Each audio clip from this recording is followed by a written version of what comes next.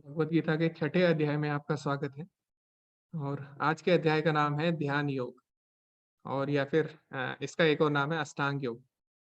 तो जैसे कि नाम से ही पता लग रहा है, अष्ट अंग यानी इसके 8 अंग होते हैं। अष्टांग योग में योग के 8 अंग होते हैं। तो योग के अष्टांग योग के 8 अंग कौन से हैं, उनके बारे में हम चर्चा करेंगे। और फिर हम ये भी चर्चा करेंगे कि भगवान ने आगे अष्टांग योग बोला क्यों इसमें। तो अचानक भगवान भक्ति की बात कर रहे थे, ठीक है, ज्ञान योग, कर्म योग। फिर ये अचानक भगवान ने ध्यान योग की बात क्यों कर दी इसमें। और अंत में आज हम ये भी देखेंगे कि विभिन्न प्रकार के योग भगवान ने बोले। ज्ञान योग बोला, कर्म योग बोला, और अभी ध्यान योग या अष्टांग योग भगवान बोलेंगे। आखिर सबका तात्पर्य क्या है, सबका निर्णय क्या है, कंक्लूजन क्या है सबका, ये भी हम इस अध्याय के अंत में हम देखेंगे। तो स्टार्ट करते हैं हम लोग। ओके, तो सबसे पहले योग क्या है। तो हम तो पहले ही डिस्कस कर चुके हैं योग क्या है, लेकिन फिर भी कुछ लोगों को लगता है कि योग का अर्थ क्या है। योग का अर्थ है कि हिमालय में जाके तपस्या करना, है ना, या फिर कुछ ऐसे आसन करना, दुर्लभ आसन करना, ठीक है। तो यहाँ पे आप देख सकते हैं एक व्यक्ति है, वही हिमालय में है और कुछ कठिन आसन वो कर रहा है। और या फिर कुछ लोगों को लगता है कि योग का अर्थ है अपने कुछ चक्र होते हैं हमारे शरीर में, आप देख सकते हैं, ठीक है, इन चक्रों को या कुंडलिनी को जागृत करना, ये योग कहलाता है, ऐसा लगता है लोगों को। कुछ लोगों को लगता है कि यही कठिन कठिन आसन करना, ठीक है, सिर के बल खड़े होना, इस तरह के जो अभ्यास है इनको योग कहा जाता है। और योग के ऊपर लोगों की अलग अलग धारणाएं हैं। जैसे कि कई लोगों को लगता है कि कठिन तपस्या करना, ठीक है, जैसे यहाँ पे आप देख रहे हैं ना, इस योगी ने क्या किया है, यहाँ पे अपना सिर उसने जमीन में धसा दिया है। तो कुछ लोगों को लगता है शायद ये योग है। आप देख रहे हैं कैसे लोग हैरानी से देख रहे हैं इनको। और कुछ लोगों को लगता है कि एक्सरसाइज करना योग है, अभ्यास करना, ठीक है, एक्सरसाइज करना, शारीरिक अपने शरीर के लिए जो हम अभ्यास करते हैं वो योग है। कुछ लोगों को ऐसा भी लगता है। और योग के ऊपर अलग अलग धारणा है सबकी, ठीक है। यहाँ पे अब योग काफी विकृत ढंग से प्रस्तुत हो रहा है, ठीक है। योग का जो वास्तविक मतलब था वो लोग भूल चुके हैं। तो इस अध्याय में भगवान वो बताएंगे। और कुछ लोगों को लगता है कि बैलेंस बनाना, संतुलन बनाना शरीर का, है ना, इसको शायद योग कहते हैं। तो जैसे आप यहाँ पे देख रहे हैं, यहाँ पे क्या है, यहाँ पे इसने बैलेंस कर रखा है किसको, हाँ शायद ये, हाँ, भेड़ है या बकरी, ठीक है, इसको इसने बैलेंस कर रखा है। तो कुछ लोगों को लगता है शायद संतुलन या बैलेंस योग है। और इस तरह लोग अलग अलग तरीके से योग करते हैं। तो आप देख सकते हैं यहाँ पे कुर्सी पे लोग योग कर रहे हैं। और इस तरह योग के ऊपर अलग अलग पुस्तकें या फिर छोटी छोटी मैगजीन भी प्रकाशित होती रहती है, ठीक है, जो अलग अलग तरीके के योगों के बारे में हमें बताती है। तो यहाँ पे आप देख सकते हैं yoga for physical mental health, है ना, चेयर योगा, और बिल्ली के लिए योगा, सब तरह के योगा लोग कर रहे हैं। तो इस तरह अलग अलग अवधारणाएं योगा के ऊपर हैं लोगों की। लेकिन अब वास्तव में भगवान योग का असली अर्थ बताएंगे इसमें, ठीक है। तो भगवान क्या बोलते हैं इसमें, श्री भगवान उवाचा अनाश्रितः कर्म फलम कार्यम कर्म करोति यः स सन्यासीम च योगी च न निरग्नि चाक्रियः। श्री भगवान ने कहा, जो पुरुष अपने कर्म फल के प्रति अनासक्त है और जो अपने कर्तव्य का पालन करता है, वही सन्यासी और असली योगी है। वह नहीं, न तो जो अग्नि जलाता है और ना ही कर्म करता है। तो भगवान क्या बोल रहे हैं यहाँ पे, योगी की असली परिभाषा, योगी और सन्यासी की असली परिभाषा क्या है, जो अपने कर्म फल से अनासक्त हैं, यानी जो निस्वार्थ भाव से अपने कर्म कर रहे हैं, ठीक है, और अपने कर्तव्य का पालन कर रहा है, वही असली योगी और असली सन्यासी है, ठीक है? तो सन्यासी वो नहीं है जिसने सब चीज छोड़ दी है और एकांत में बैठ गया है। या योगी भी वो नहीं है जो सब चीज छोड़ के हिमालय में जाके क्या कर रहा है, साधनाएं कर रहा है, ठीक है। भगवान बोले असली योगी वो है जो अपने सारे कर्म फल के प्रति अनासक्त रहता है, अनासक्त होकर कार्य करता है। किसके लिए, भगवान के लिए जो कार्य करता है वो असली योगी है, ठीक है। तो योगी, तो भगवान का नाम क्या है, योगेश्वर, ठीक है। योगेश्वर यानी योग के स्वामी।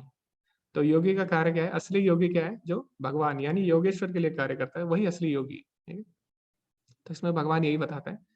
तो भगवान ये बताते हैं और आगे क्या बोल रहे हैं, ना तो जो अग्नि जलाता है और ना कर्म करता है वो असली योगी नहीं है। तो कई लोग क्या सोचते हैं, अब हम यज्ञ इत्यादि करना छोड़ देंगे और कर्म करना बंद कर देंगे, है ना। तो ऐसे लोग होते हैं, वो सोचते हैं कि सब चीज़ हम त्याग देंगे। तो भगवान बोले नहीं, ऐसा नहीं है, ठीक है। तो वो बिल्कुल भी योगी नहीं है जो अपने कर्म छोड़ रहा है और ना ही जो यज्ञ करता है, ठीक है। तो अपने कर्तव्यों का निर्वहन करने वाला ही असली योगी है। और कर्तव्य, अब हमारा कर्तव्य क्या है वो हमें कैसे पता लगता है? शास्त्रों से, ठीक है। ओके, तो अभी हम अष्टांग योग के बारे में थोड़ा जान लेते हैं, फिर हम देखते हैं कि इस अध्याय में किस प्रकार से उसका विस्तार से वर्णन हुआ है। तो जैसे मैंने बताया था आपको, अष्ट मतलब होता है 8, 8 अंग होते हैं अष्टांग योग के। तो ये आरंभ कैसे होते हैं? आरंभ होते हैं यम और नियम से। तो यम और नियम क्या है? यम नियम मतलब है हमारे कुछ डिसिप्लिन, क्या हमें करना चाहिए, क्या नहीं करना चाहिए, ठीक है। तो जैसे कि योगी को ये खाना चाहिए, योगी को इस समय उठना चाहिए। तो इसमें सारे यम नियम में सारे ये आ जाते हैं हमारे, ठीक है। क्या करना है और क्या नहीं करना, डूज एंड डोंट्स जिसको बोलते हैं। उसके बाद तीसरी अवस्था इसमें है, तीसरा जो इसमें स्तर है वो है आसन। तो आसन में अलग अलग तरीके से हम क्या करते हैं? व्यायाम करते हैं, ठीक है, शरीर के लिए। शरीर भी आवश्यक है योग में, क्यों? क्योंकि अगर हमारा शरीर स्वस्थ नहीं रहेगा, ठीक है, तो हमारा ध्यान किधर रहेगा? हमेशा अपने शरीर पे ही रहेगा, भगवान में नहीं लगेगा ना। तो मान लो अगर कोई बीमार है, तो उसका ध्यान अभी किस पे जाएगा? अपने शरीर पे ज्यादा जाएगा भगवान से, है ना? इसीलिए योग में जरूरी है कि अपने शरीर का भी ध्यान रखा जाए। शरीर से आसक्ति अलग चीज है और शरीर का ध्यान रखना अलग चीज, दोनों में ही अंतर है, ठीक है। शरीर में आसक्ति मतलब शरीर हमारा स्वस्थ है, फिर भी हम शरीर के बारे में ही सोच रहे हैं, ठीक है। इसको और अच्छे से कैसे करें, इसको और अच्छे कैसे करें। लेकिन शरीर से प्रेम मतलब शरीर को हम किस तरह से भगवान की सेवा में लगाएं। तो शरीर का भी इसमें ध्यान रखा जाता है अष्टांग योग में, ठीक है। तो जैसे कि आप अगर दुकान में जाते हैं, तो दुकान में अगर आप जाएंगे, आप अगर मिठाई लेते हैं ना, तो उसके साथ, मिठाई के साथ आपको डब्बा भी मिलता है ना। तो अब क्या है, डब्बे को हम खाते नहीं है, लेकिन डब्बे से हम मिठाई घर पे ले जाते हैं और मिठाई को खाते हैं और डब्बे को हम फेंक देते हैं, ठीक है। तो डब्बा भी जरूरी है और मिठाई भी जरूरी है। इसी प्रकार जो हमारी शरीर है, इसमें हमारी आत्मा है, ठीक है। तो हमारे शरीर, हमारी आत्मा ने हमारे शरीर को धारण किया हुआ है। तो इसीलिए हमें अपने शरीर का भी ख्याल रखना होगा, ठीक है, इसका शरीर का भी ख्याल रखना होगा, है ना, ताकि हम अच्छे से भक्ति कर पाए। और फिर ये शरीर हमें क्या करना है? त्यागना होता है, ठीक है। तो इसीलिए दोनों का हमें ध्यान देना होता है, शरीर का भी और आत्मा का भी। तो इसीलिए जो अष्टांग योग है, इसमें क्या है? तीसरा जो है वो है आसन, अपने शरीर को कैसे स्वस्थ रखा जाए। लेकिन आजकल क्या है? आजकल बस लोग यहीं तक पहुंचे हैं। उनको लगता है कि बस शरीर का ध्यान रखना ही योग कहलाता है, ठीक है। तो कई लोग योग किस लिए करते हैं? अपने शरीर को स्वस्थ रखने के लिए, बस, और कुछ नहीं। इतना ही उनका लक्ष्य होता है, ठीक है। या फिर अपने शरीर पे कैसे तेज लाएं, अपने वजन को कैसे कम करें, अपने शरीर पे कैसे चमक लाएं, इसी के लिए वो सब योग करते हैं। तो आपने देखा होगा बड़े बड़े सेलिब्रिटीज हैं, वो भी योग करते हैं। लेकिन उनका उद्देश्य क्या है? मात्र यहीं तक, ठीक है, आसन तक ही वो सीमित रह जाते हैं। जबकि योग की 8 अवस्थाएं हैं, ठीक है? तो आगे हम देखेंगे आगे आगे क्या होता है। तो इससे आगे जो अवस्था आती है योग की, उसे बोलते हैं प्राणायाम। तो प्राणायाम में योगी क्या करते हैं? अपनी सांसों को नियंत्रित करते हैं, ठीक है, अपनी सांसों पे नियंत्रण करते हैं। उसके बाद इससे आगे की अवस्था आती है प्रत्याहार। तो प्रत्याहार में क्या करते हो? अपनी इंद्रियों को संयम करते हैं, उसका अभ्यास करते हैं, ठीक है? अपने इंद्रिय संयम करने का अभ्यास किया जाता है योग। तो ये अगली अवस्था आती है प्रत्याहार। उसके बाद आती है धारण। तो धारण में क्या करते हैं हम? एकाग्रता, एकाग्रता का अभ्यास करते हैं, कैसे हम अपने मन को एकाग्र करें, इसका हम अभ्यास करते हैं। और उसके बाद आती है अगली अवस्था ध्यान। तो ध्यान में क्या करते हैं हम? इसे मेडिटेशन बोलते हैं, ठीक है। तो ध्यान में क्या करते हैं? ध्यान में हमारा मन स्थिर हो जाता है, परमात्मा में स्थिर हो जाता है। और योगी क्या करते हैं? अष्टांग योगी अपने हृदय में परमात्मा पे ध्यान केंद्रित करते हैं, है ना। और ध्यान की अवस्था में वो क्या हो जाता है? वो स्टेबल हो जाता है, ठीक है, उसका संतुलन बन जाता है। और उसके बाद जो अंतिम अवस्था आती है वो समाधि। इसमें वो विचलित नहीं होता ध्यान से, और वो हमेशा हमेशा किससे संबंध में रहता है? परमात्मा से संबंध उसका बन जाता है, ठीक है। तो इस तरह ये योग की अलग अलग अवस्थाएं हैं अष्टांग योग की। तो अष्टांग योग का वास्तविक उद्देश्य क्या है? भगवान से संबंध जोड़ना। तो जैसे मैंने पहले भी बताया था, योग का वास्तविक अर्थ क्या है? भगवान से जुड़ना, है ना? तो अष्टांग योग में क्या करते हैं हम? इन अलग अलग 8 तरीके से हम क्या करते हैं? 8 स्तर हैं, इसके द्वारा हम भगवान से जुड़ते हैं। तो इसी के बारे में अब हम विस्तार से जानेंगे, ठीक है। और फिर हम देखेंगे कि क्या जो हम प्रणाली बता रहे हैं, क्या वो वास्तव में आजकल व्यावहारिक है, क्या वो प्रैक्टिकल है कि नहीं, ठीक है, वो भी हम आज जानेंगे। तो इसी के साथ आरंभ करते हैं। अलग अलग जो इसमें 8 अवस्थाएं बताई गई है इस अध्याय में, वो हम देखेंगे। तो सबसे पहले यम के बारे में बताया गया है, तो उससे क्या करना चाहिए उसमें बताया गया है। भगवान बोलते हैं कि योगी को क्या करना चाहिए? योगी को एकांत स्थान में जाना चाहिए और हमेशा अपने मन को नियंत्रित करना चाहिए। तो यम में पहली अवस्था क्या है? योगी को एकांत अवस्था में जाना है। हाँ। और भगवान आगे भी बताते हैं कि योगी को क्या करना चाहिए, एकांत और पवित्र स्थान में रहना चाहिए। तो आजकल हम देखते हैं कलयुग में जो स्थान एकांत है वो पवित्र नहीं है ना, ऐसा है। और जो स्थान पवित्र है वो एकांत नहीं रह गया। तो कलयुग में ये तो पहले ही स्टेप में हम क्या करते हैं, पहली स्टेप में बहुत कठिन हो जाता है हमारे लिए। तो लोग क्या करते हैं, योग करने के लिए कहाँ जाते हैं? कई लोग जाते हैं हरिद्वार जाते हैं, ठीक है। कई लोग ऋषिकेश जाते हैं, आपने सुना होगा, है ना। वो पवित्र स्थानों में जाते हैं और एकांत स्थान में जाके योग करते हैं। लेकिन उनका क्या होगा, जो लोग बहुत ही क्राउडेड सिटी में रहते हैं, ठीक है, जहाँ पे जनसंख्या बहुत ज्यादा है और जहाँ पे पवित्र स्थान भी नहीं है, ठीक है। और जो लोग बाहर रहते हैं विदेशों में, उनका क्या होगा, है ना। तो पहले नियम में ही आधे लोग पीछे हट जाते हैं। उसके बाद दूसरा नियम क्या है, खाने, सोने, काम करने, मनोरंजन करने की आदतों में समशीतोष्ण। तो योगी को क्या करना चाहिए, अष्टांग योगी के उसके नियम क्या, उसको खाने में भी नियमित होना है, ना उसको ज्यादा खाना चाहिए ना कम खाना चाहिए, ना ज्यादा सोना है ना कम सोना है, ठीक है। सब चीज उसके समय से होनी चाहिए। और काम करने और उसके जो भी मनोरंजन की आदतें हैं उसमें भी क्या होना चाहिए, उसको संतुलित संतुलित होना चाहिए, न ज्यादा करना है ना कोई कम करना है। लेकिन क्या हम अभी ये कर पाएंगे?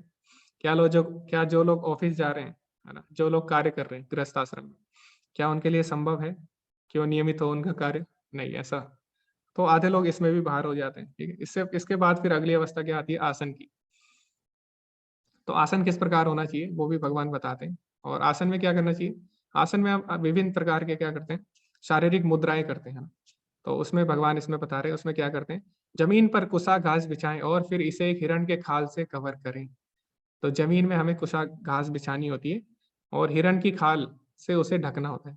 तो इसमें ये बताया गया है, तो हिरण की खाल से ढकना, इसका मतलब ये नहीं है कि आप हिरण को मारें, ठीक है। तो पहले जमाने में क्या होता था, जब हिरण अपना शरीर त्यागता था तो उसकी जो छाल होती थी उससे आसन बनाया जाता था, ठीक है। ऐसा नहीं है कि छाल छाल के लिए हिरण को मारा जाता था, ऐसा नहीं है, ठीक है।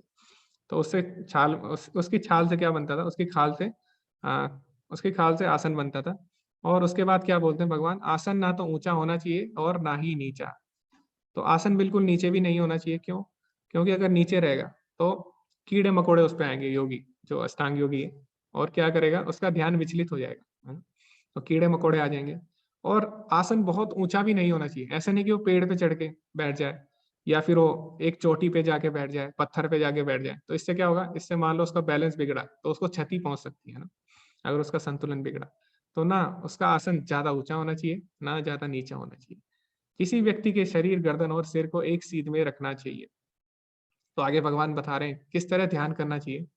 शरीर जो है उसको बिल्कुल सीधा रखना है, ठीक है। और नाक, फिर उसके बाद क्या है, नाक और गर्दन और कमर हमारी एक सीध में होनी चाहिए। उसके बाद क्या करना है, नाक की नोक पर लगातार घूरना चाहिए। तो योगी का ध्यान कहाँ पे होता है, नाक की नोक पे बिल्कुल सामने, इस तरह उसको वहां पे ध्यान केंद्रित करना है। और आगे भगवान ये भी बताएंगे, इसमें ये भी बताते हैं कि योगी की आंखें ना ज्यादा खुली होनी चाहिए ना ज्यादा ज्यादा बंद होनी चाहिए। खुली होगी तो क्या होगा, उसका ध्यान भटकेगा ना, सामने जो चीज आ रही है उसको देखता रहेगा। और अगर उसकी आंखें बंद हो गई तो क्या होगा, सो जाएगा। तो कई लोग यही करते हैं, कई लोग योग करते करते, ध्यान करते करते सो भी जाते हैं। और वो क्या करते हैं, 3-4 घंटे बाद उठते हैं। तो उनको लगता है कि वो शायद समाधि की अवस्था में पहुंच गए, है ना, ऐसा उनको लगता है। टाइम का तो पता ही नहीं लगा, हम तो समाधि में चले गए थे, जबकि ऐसा नहीं है, वो लोग सो चुके होते हैं। तो जो ध्यान योग है उसमें क्या करना है, आंखें बंद नहीं करनी होती, क्योंकि आंखें बंद करेगा तो इसका मतलब वो सो गया, ठीक है। तो उसको क्या करनी है, ना आंखें बंद करनी है ना खुली करनी है, उसको बीच की अवस्था में रखनी होती है आंखें। और फिर आगे क्या है, इस प्रकार अनगढ़ दबे हुए मन से भय से रहित होकर पूरी तरह से यौन जीवन से मुक्त किसी को भी मेरा ध्यान करना चाहिए।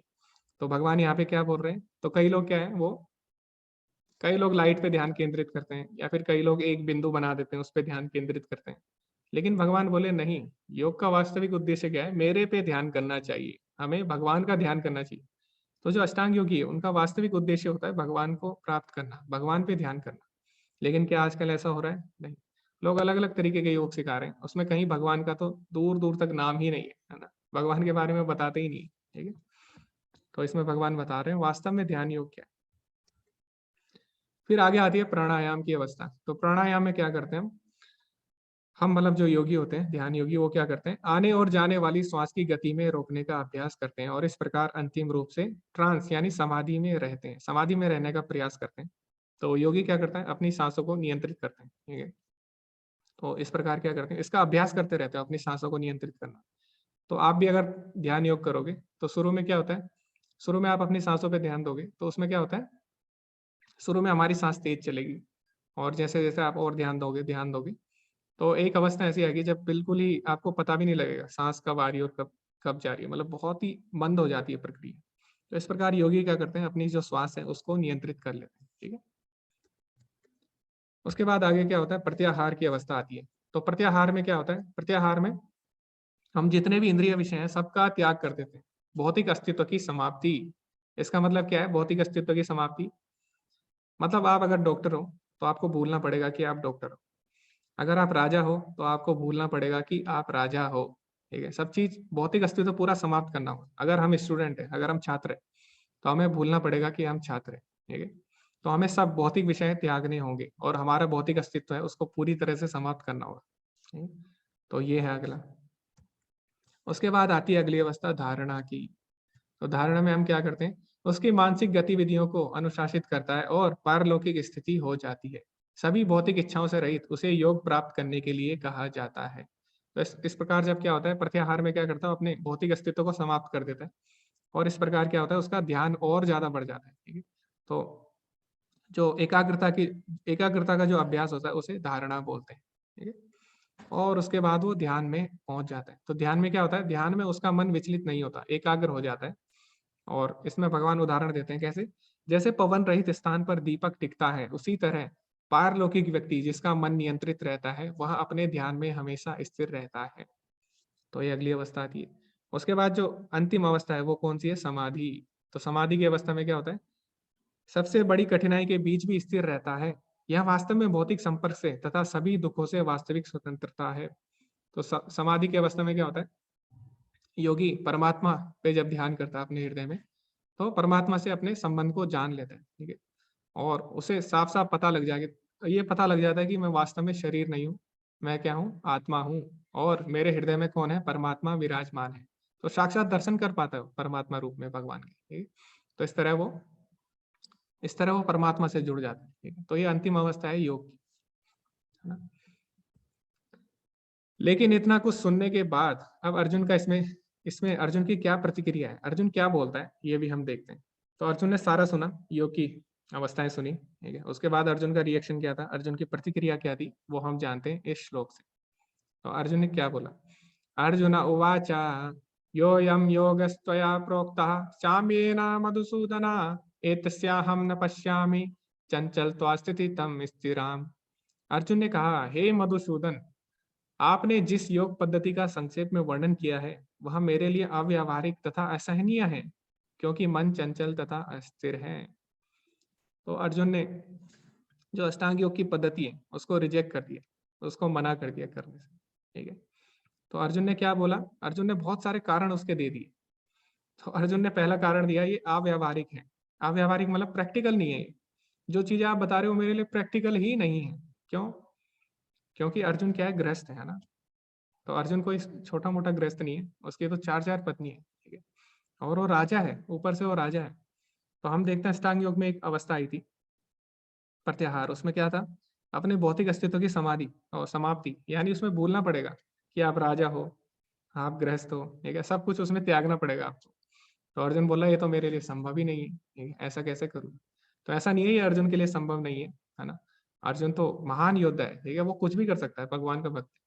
लेकिन अर्जुन ये सब क्यों बोल रहा है? अर्जुन ये हमारी तरफ से बोल रहा है, ठीक है? कलयुग के लोगों के लिए बोल रहा है कि ये अव्यावहारिक है। तो आप देखें, अभी बहुत सारे लोग हैं, भगवद गीता का कोर्स कर रहे हैं, है ना? तो उसमें से बहुत सारे लोग गृहस्थ हैं, सारे ही लोग लगभग गृहस्थ हैं और अपने परिवार से जुड़े हुए।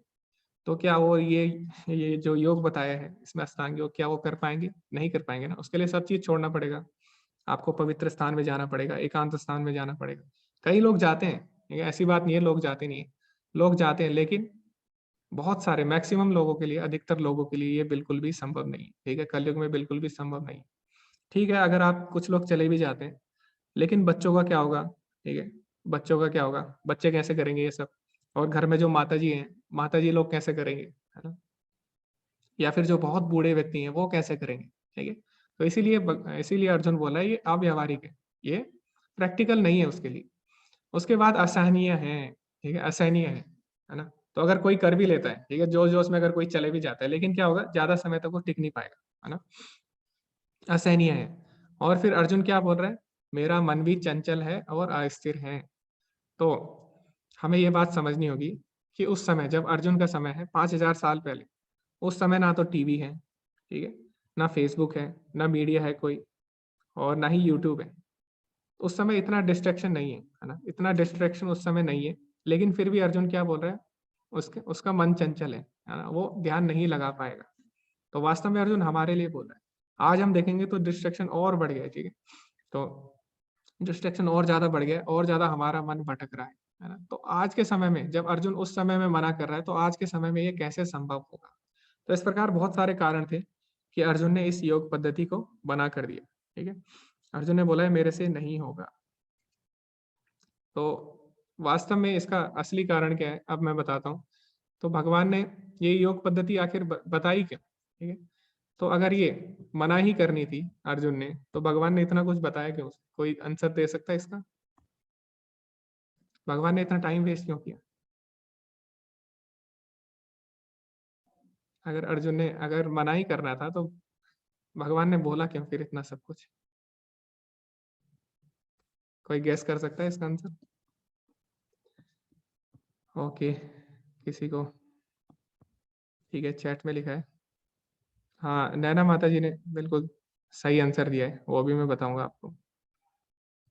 जी शुभम प्रभु जी, आप कुछ बोलना चाहते हैं।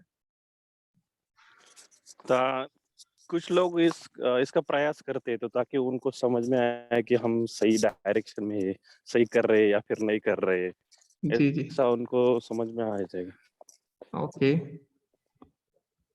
हाँ, प्रभु जी बोल रहे हैं कि जो अष्टांग योग कर रहे हैं, तो उनको पता लग जाए कि वास्तव में अष्टांग योग क्या है और क्या वो सही जा रहे हैं कि नहीं। हाँ, ये भी एक कारण है, अच्छा कारण दिया प्रभु जी आपने। जी मनीष प्रभु जी, हरे कृष्णा।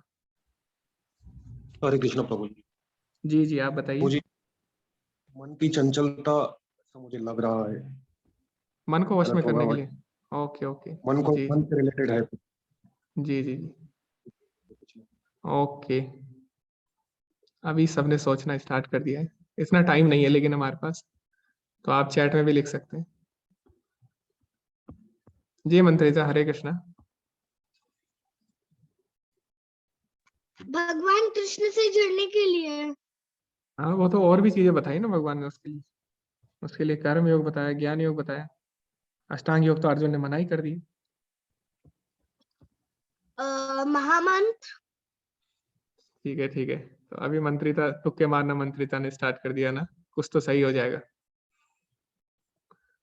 ओके, इतना समय नहीं है, तो हम लास्ट में कालीचरण प्रभु जी को सुनेंगे, उसके बाद हम चैट में पढ़ेंगे। जी कालीचरण प्रभु जी, हरे कृष्णा।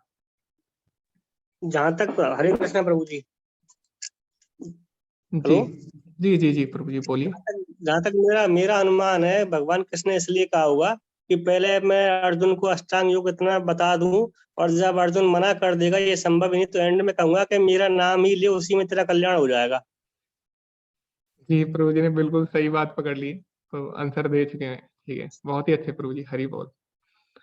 ओके, तो बिल्कुल सही बोला प्रभु जी ने, और चैट में भी हम पढ़ लेते हैं। ज्ञान सिर्फ अर्जुन के लिए नहीं था, समस्त संसार के लिए है। ऐसा नम्रता माता जी बोल रही हैं। योगी प्रभु जी बोल रहे हैं, भगवान सबको सारे मार्ग बताना चाहते हैं, परंतु भक्ति सबसे श्रेष्ठ है। भगवान अंत में ये बताना चाह रहे हैं। जी योगी प्रभु जी, उनका नाम ही योगी है, तो उन्होंने बात भी बिल्कुल सही बोली है।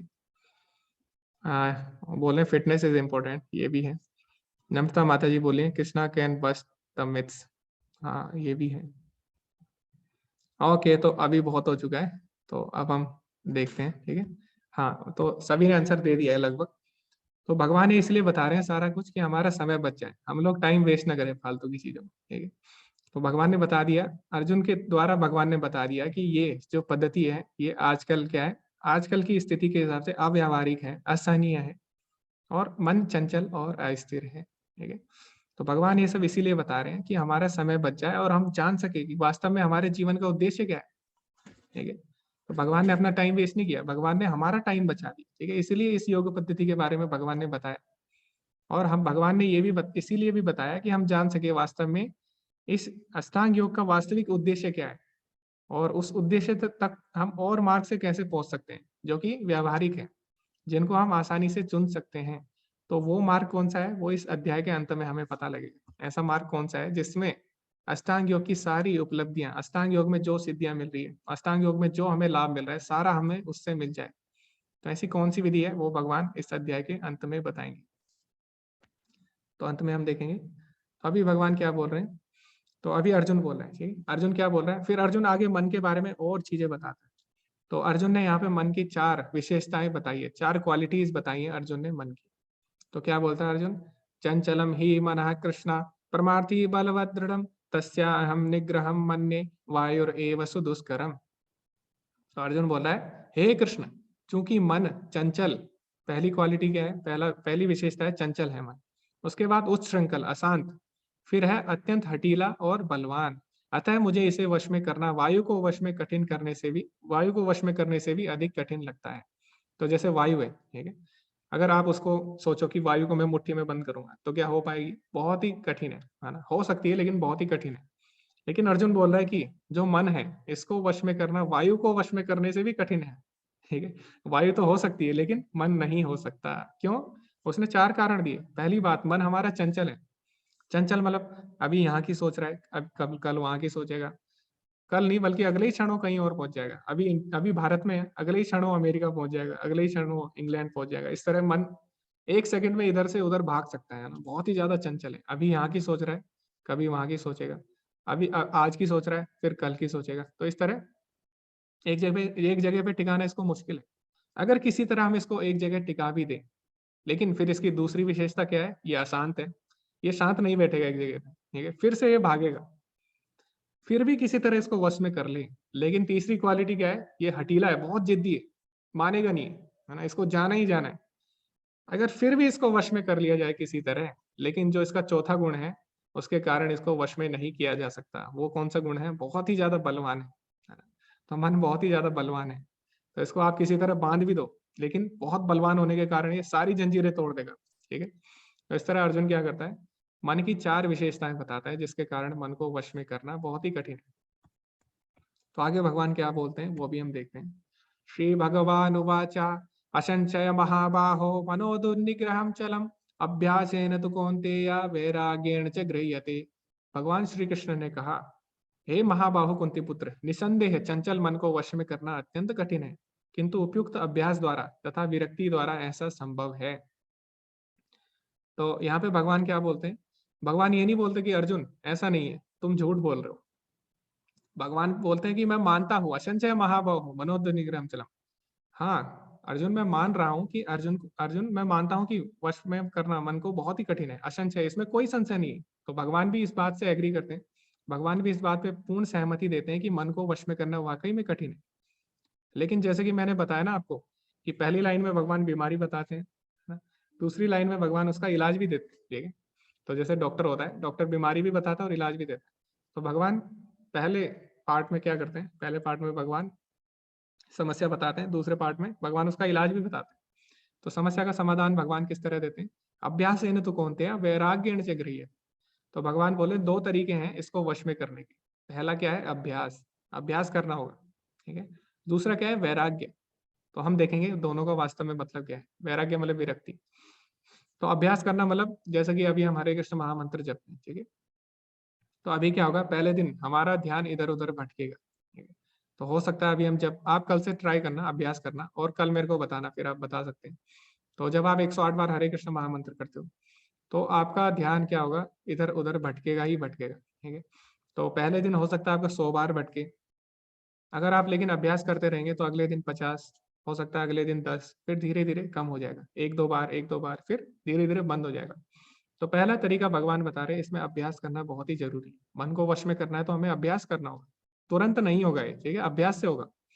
तो अगर कोई सोचता है कि मन को तुरंत वश में कर लेंगे, भगवान बोले ऐसा संभव नहीं है।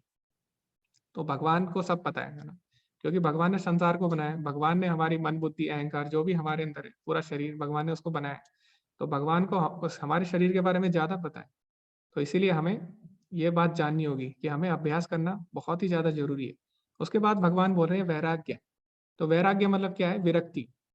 विरक्ति कैसे आएगी? अब क्वेश्चन याद है, विरक्ति कैसे आएगी?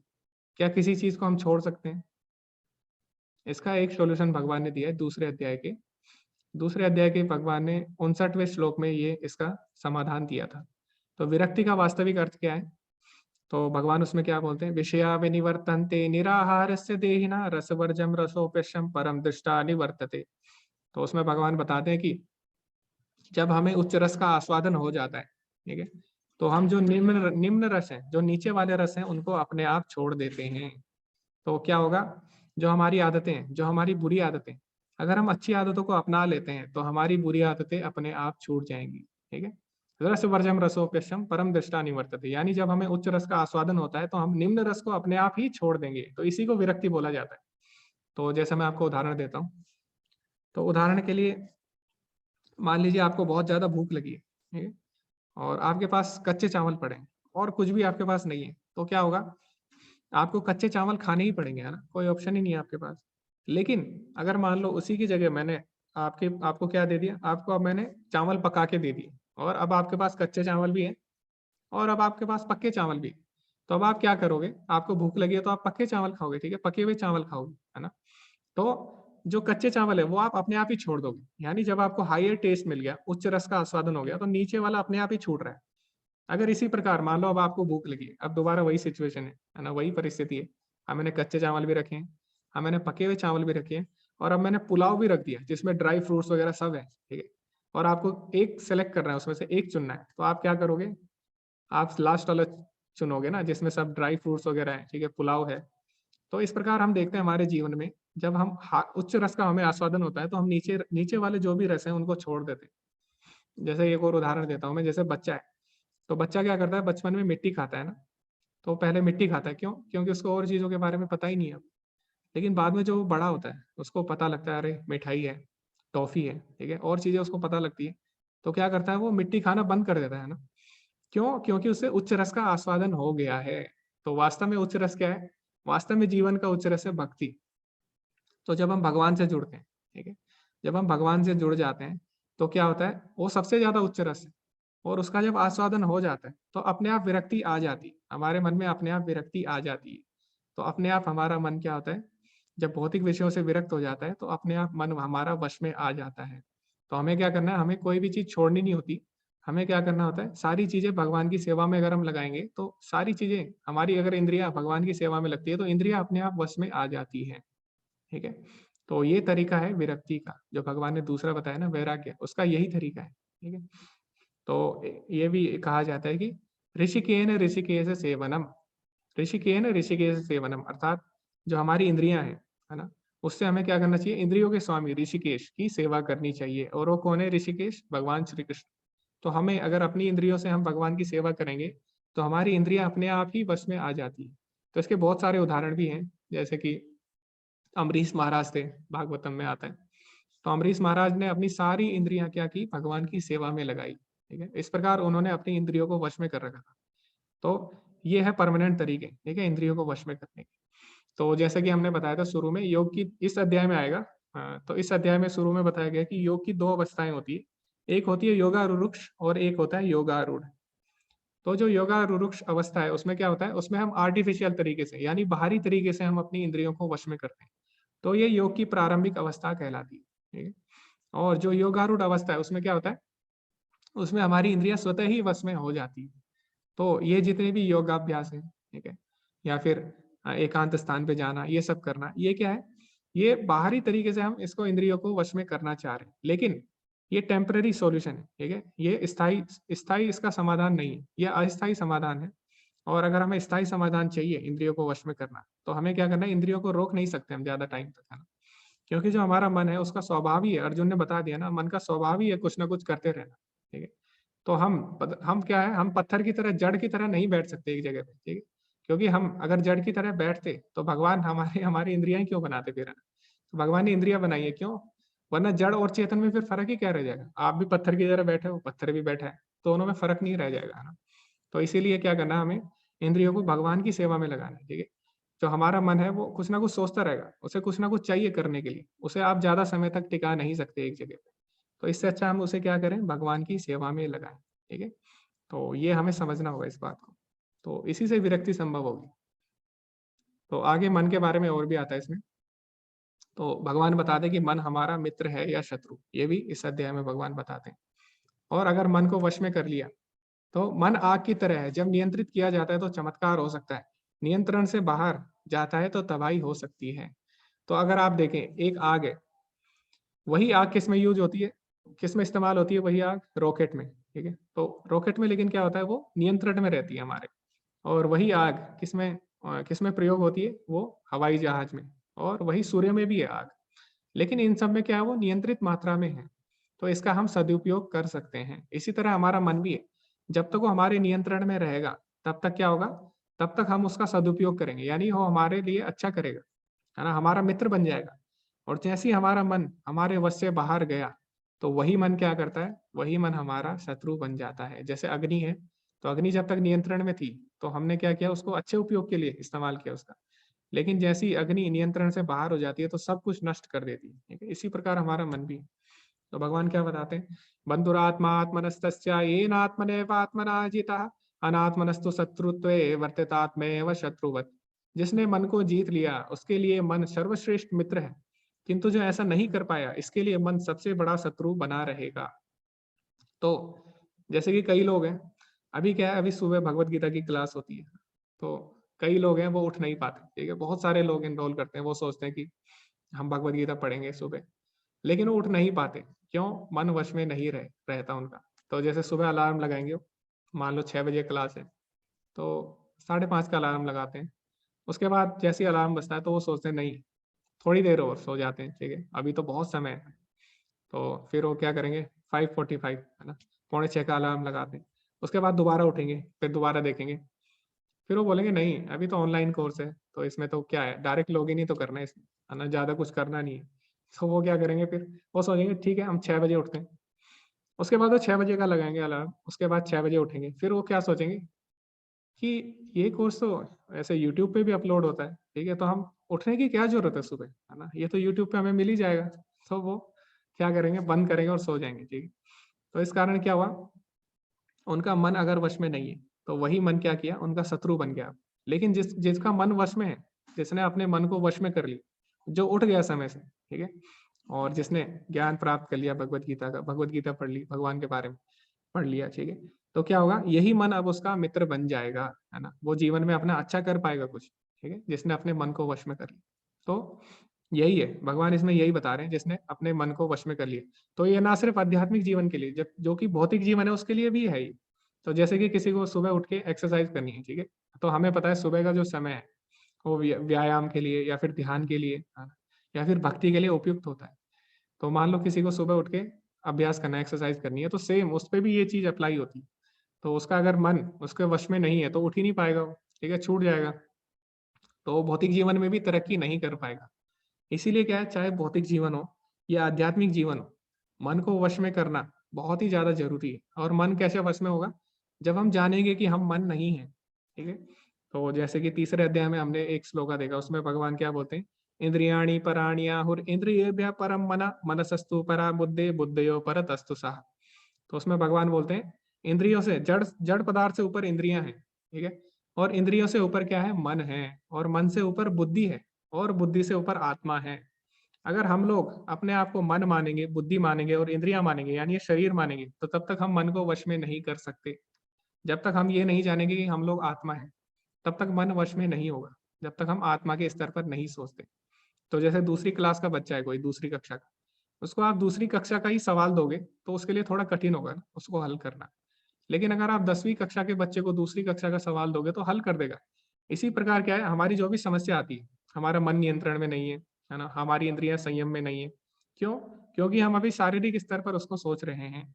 जब हम आत्मा के स्तर पे जाएंगे तो ये सब चीजें, ये जो जितनी भी समस्याएं हैं, मन को वश में करना, ये सब अपनी इंद्रियों को वश में करना, ये सब अपने आप हल हो जाती। क्यों?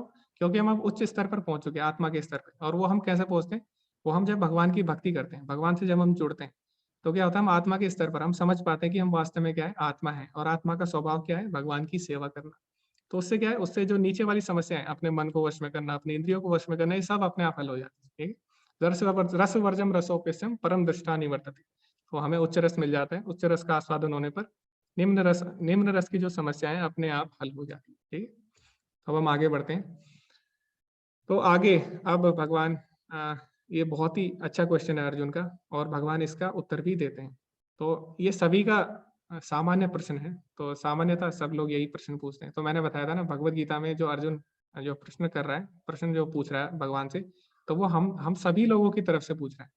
तो अर्जुन ने यहाँ पे बहुत ही अच्छा प्रश्न किया है भगवान से। तो वो क्या है, अर्जुन ने कहा, हे कृष्ण, उस असफल योगी की गति क्या होती है जो प्रारंभ में श्रद्धा पूर्वक आत्म साक्षात्कार की विधि ग्रहण करता है, किंतु बाद में भौतिकता के कारण उससे विचलित हो जाता है और योग सिद्धि को प्राप्त नहीं कर पाता। तो अर्जुन क्या बोलते हैं, अयति श्रद्धयोपेतो योगा चलित मानसा अप्राप्य योग संसिद्धिम काम गति कृष्ण गच्छति। तो उस योगी का क्या होगा कि जब मान लो जो योग की जो क्या कर रहा है, आत्म साक्षात्कार की तरफ बढ़ रहा है, लेकिन क्या हुआ, किसी कारण से वो बीच में विचलित हो जाता है यानी फेल हो जाता है अभ्यास में, ठीक है, और योग की सिद्धि तक नहीं पहुंच पाता। तो ऐसे भगवान इसका उत्तर भी देंगे तो ये हमारा सबका भी क्वेश्चन है। मान लो कोई व्यक्ति अगर भक्ति कर रहा है, आत्म साक्षात्कार करना चाहता है, ठीक है, यानी भगवान को जानना चाहता है, भगवान के बारे में, अपने बारे में जानना चाहता है, अपने भगवान और अपने संबंध के बारे में जानना चाहता है। इस प्रक्रिया में वो आगे बढ़ रहा है, लेकिन किसी कारण अगर वो इसमें असफल हो जाता है तो उसका क्या होगा। तो जैसे कि बोलते हैं ना, अगर कोई व्यक्ति है वो माया में पड़ा है, ठीक है, पूरे जीवन भर माया में पड़ा है, तो अंत में क्या होता है, अंत में ना कृष्ण हाथ आते हैं ना माया हाथ आते हैं। तो इसी प्रकार अर्जुन पूछ रहा है कि कोई व्यक्ति है वो भक्ति में लगा है, लेकिन किसी कारण उसका पतन हो जाता है, वो भक्ति पूरी नहीं कर पाता। कोई भी कारण हो सकता है, या तो उसे बुरी संगति मिल गई, या हो सकता है उसकी परिस्थिति ऐसी बन गई हो जिस कारण वो भक्ति नहीं कर पाया, है ना। तो उसका क्या होगा, तो ना तो घर का रह जाएगा ना घाट का, ना तो भगवान को प्राप्त कर पाएगा ना फिर माया को, ठीक है। तो उसका होता क्या है, आखिर वो जाता कहाँ है फिर, क्या उसकी भक्ति का नाश हो जाएगा, है ना, क्या उसको दोबारा से भक्ति करनी पड़ेगी। तो भगवान क्या बोलते हैं आगे में, तो भगवान अगले श्लोक में बताएंगे, इसका उत्तर देंगे। तो भगवान बोलते हैं, असफल योगी पवित्र आत्माओं के लोकों में अनेकानेक वर्षों तक भोग करने के बाद या तो सदाचारी पुरुषों के परिवार में या धनवान कुल में जन्म लेता है।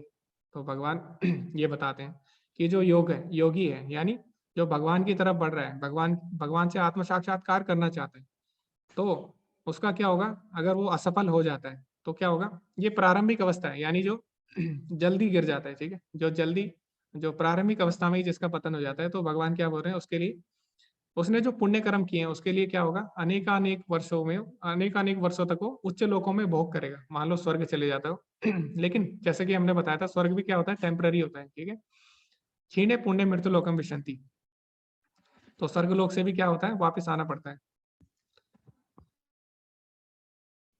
तो उसके बाद कहाँ आता है, लेकिन उसके बाद वो सदाचारी पुरुषों के परिवार में जन्म लेता है और धनवान कुल में। तो ऐसा क्यों बोल रहे हैं भगवान, धनवान कुल में अगर वो जन्म लेगा सदाचारी पुरुषों के बीच में, तो उसे भौतिक जीवन में ज्यादा संघर्ष नहीं करना पड़ता है। तो पिछले जन्म में जो उसकी भक्ति रुकी होती है, आधी अधूरी रहती है, तो क्या करता है, वहां से वो कंटिन्यू करेगा, ठीक है, वहां से वो वहीं से चालू करेगा, यानी उसकी भक्ति का नाश नहीं होगा। फिर अगले श्लोक में भगवान क्या बताते हैं, अगर कोई ज्यादा समय बाद फेल होता है, यानी ज्यादा समय बाद किसी का पतन होता है भक्ति में, है ना, भक्ति में असफल होता है, तो उसका क्या होता है, दीर्घ काल तक योग करने के बाद असफल रहे अगर कोई योगी, वह ऐसे योगियों के कुल में जन्म लेता है जो अति बुद्धिमान है। निश्चय ही इस संसार में ऐसा जन्म दुर्लभ है तो जो पिछले जन्म में जिसने बहुत ज्यादा भक्ति की है, लेकिन किसी कारणवश उसकी भक्ति छूट गई है, तो अब उसका जो जन्म होगा वो कहाँ पे होगा, भक्तों के परिवार में होगा, वैष्णव परिवार में उसका जन्म होगा ताकि इस जन्म में जो उसकी पिछले जन्म में भक्ति रुक गई थी थोड़ी सी, इस जन्म में उसको पूरा करके वो इसी जन्म में आगे बढ़ सके, ठीक है, इसी जन्म में वो भगवान को प्राप्त कर सके। तो हम देखते हैं कि भगवान कभी भी भक्ति का नाश नहीं होने देते, ठीक है। तो जैसे कि हमने बताया था दूसरे अध्याय में भी, तो उसमें दूसरे अध्याय के 40वें श्लोक में भी भगवान क्या बोलते हैं, नेहा भी कर्म नाशोस्ति प्रत्यवायु न विद्यते, यानी जो भक्ति का पथ है इसमें कभी भी नाश नहीं होता। स्वल्पम अपि अस्य धर्मस्य त्रायते महतो भयात्, इसमें थोड़ी सी भी प्रगति महान भय से रक्षा करती है, तो भक्ति का कभी भी नाश नहीं होता, ठीक है। तो हमें ऐसा नहीं सोचना चाहिए कि भक्ति में फेल या पास होता है, भक्ति में कोई भी फेल या पास नहीं होता। भक्ति में भगवान बस हमारे प्रयास को देखते हैं, ठीक है, कितना हम प्रयास कर रहे हैं।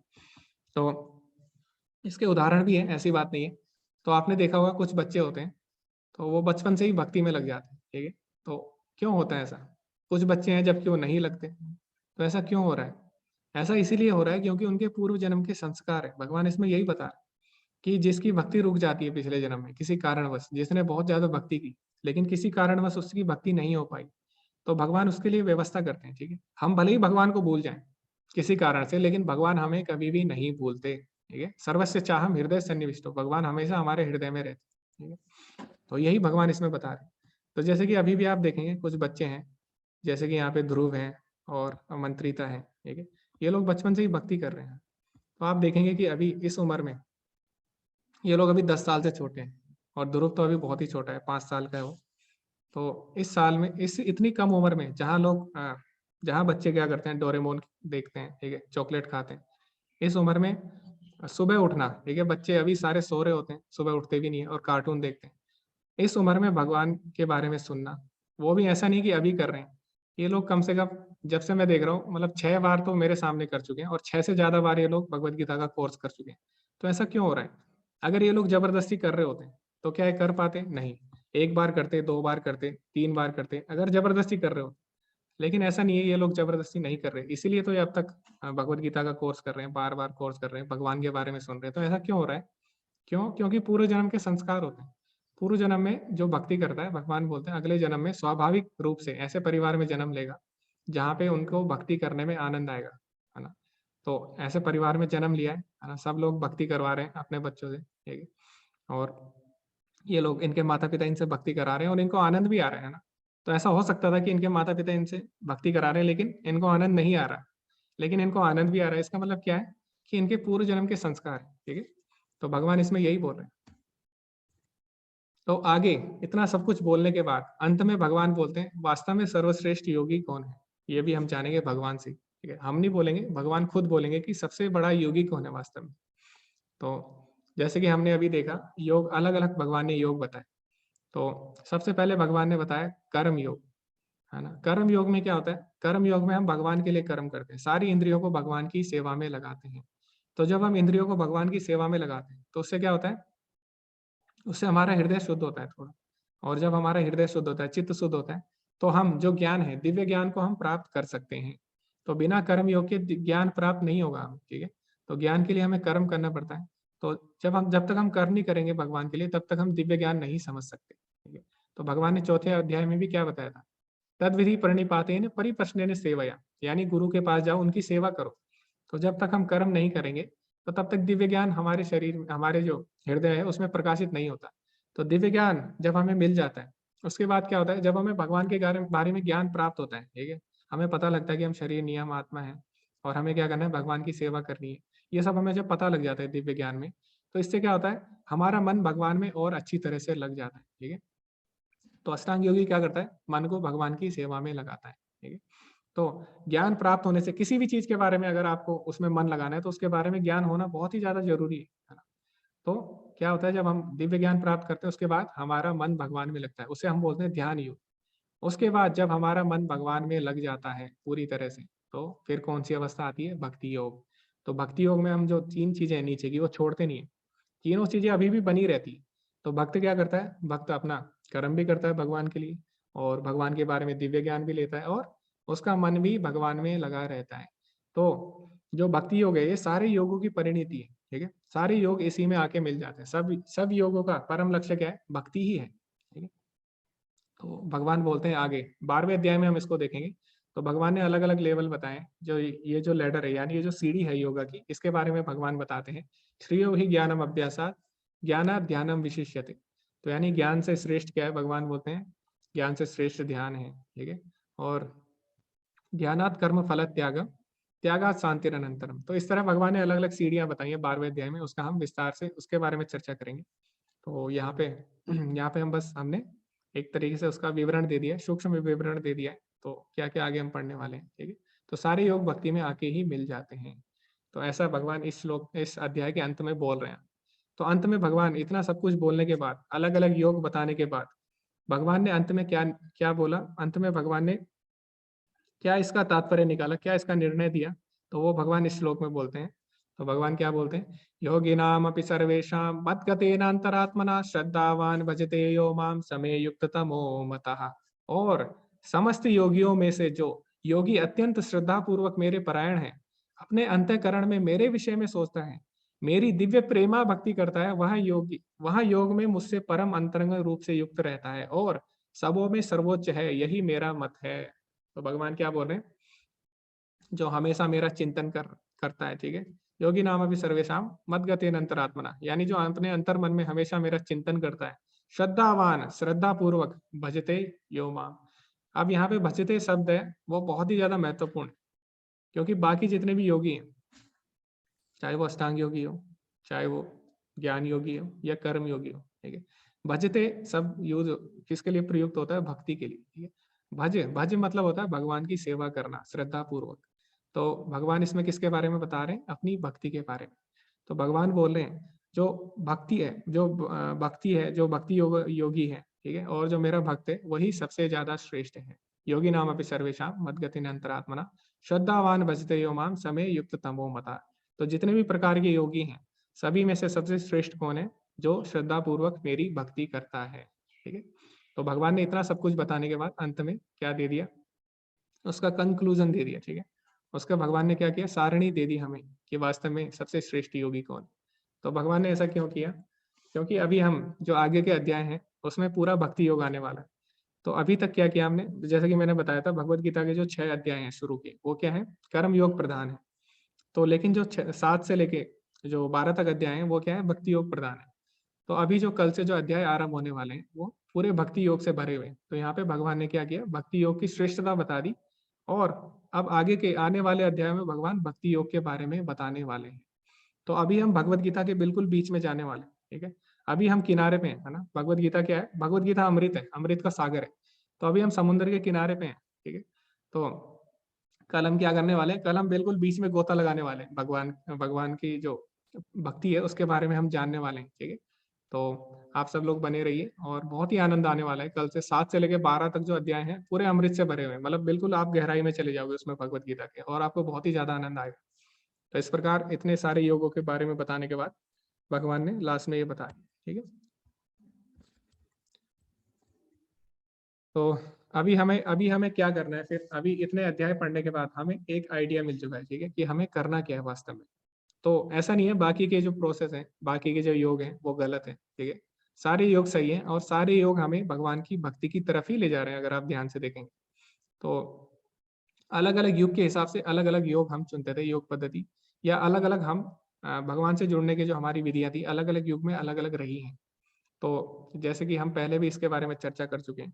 तो जो सतयुग था उसमें क्या करते थे हम, भगवान विष्णु का ध्यान करते थे। तो जो ध्यान योग की विधि थी वो किसके लिए थी, सतयुग के लिए। तो हर युग की एक योग विधि होती है जिसे हम युग धर्म बोलते हैं। तो सतयुग का युग धर्म क्या था, भगवान पे ध्यान केंद्रित करना, ठीक है। तो जो भागवतम है उसमें भी श्लोक आता है, कृतो या ध्यायतो विष्णु। तो कृत युग यानी सतयुग में हम क्या करते थे, भगवान विष्णु का ध्यान करते थे। तो उस समय हमारी आयु भी ज्यादा थी, ठीक है, उस समय वातावरण भी शुद्ध था। तो मतलब जो ध्यान योग की विधि है उस समय के लिए बहुत ही ज्यादा सुगम थी, उस समय हम बहुत ही आसानी से ध्यान कर सकते थे।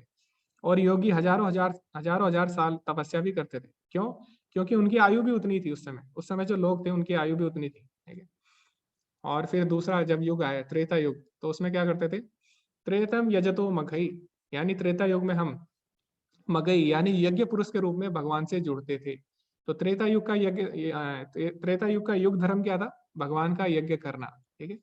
तो भगवान को हम यज्ञ पुरुष के रूप में उनसे जुड़ते थे।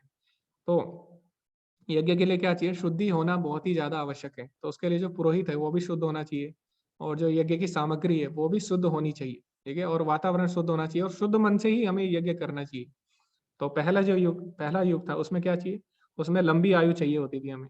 दूसरा युग क्या था, उसमें हमें शुद्धि चाहिए होती थी, शुद्ध होना चाहिए हमारा चित्त, हमारा मन, ठीक है। और तीसरा जो युग आया उसमें क्या था, द्वापर युग। तो उसमें क्या हुआ, द्वापरे परिचारायम, यानी द्वापर युग में हम क्या करते थे, भगवान की अर्च विग्रह सेवा करते थे, बड़े बड़े मंदिर बना के, ठीक है।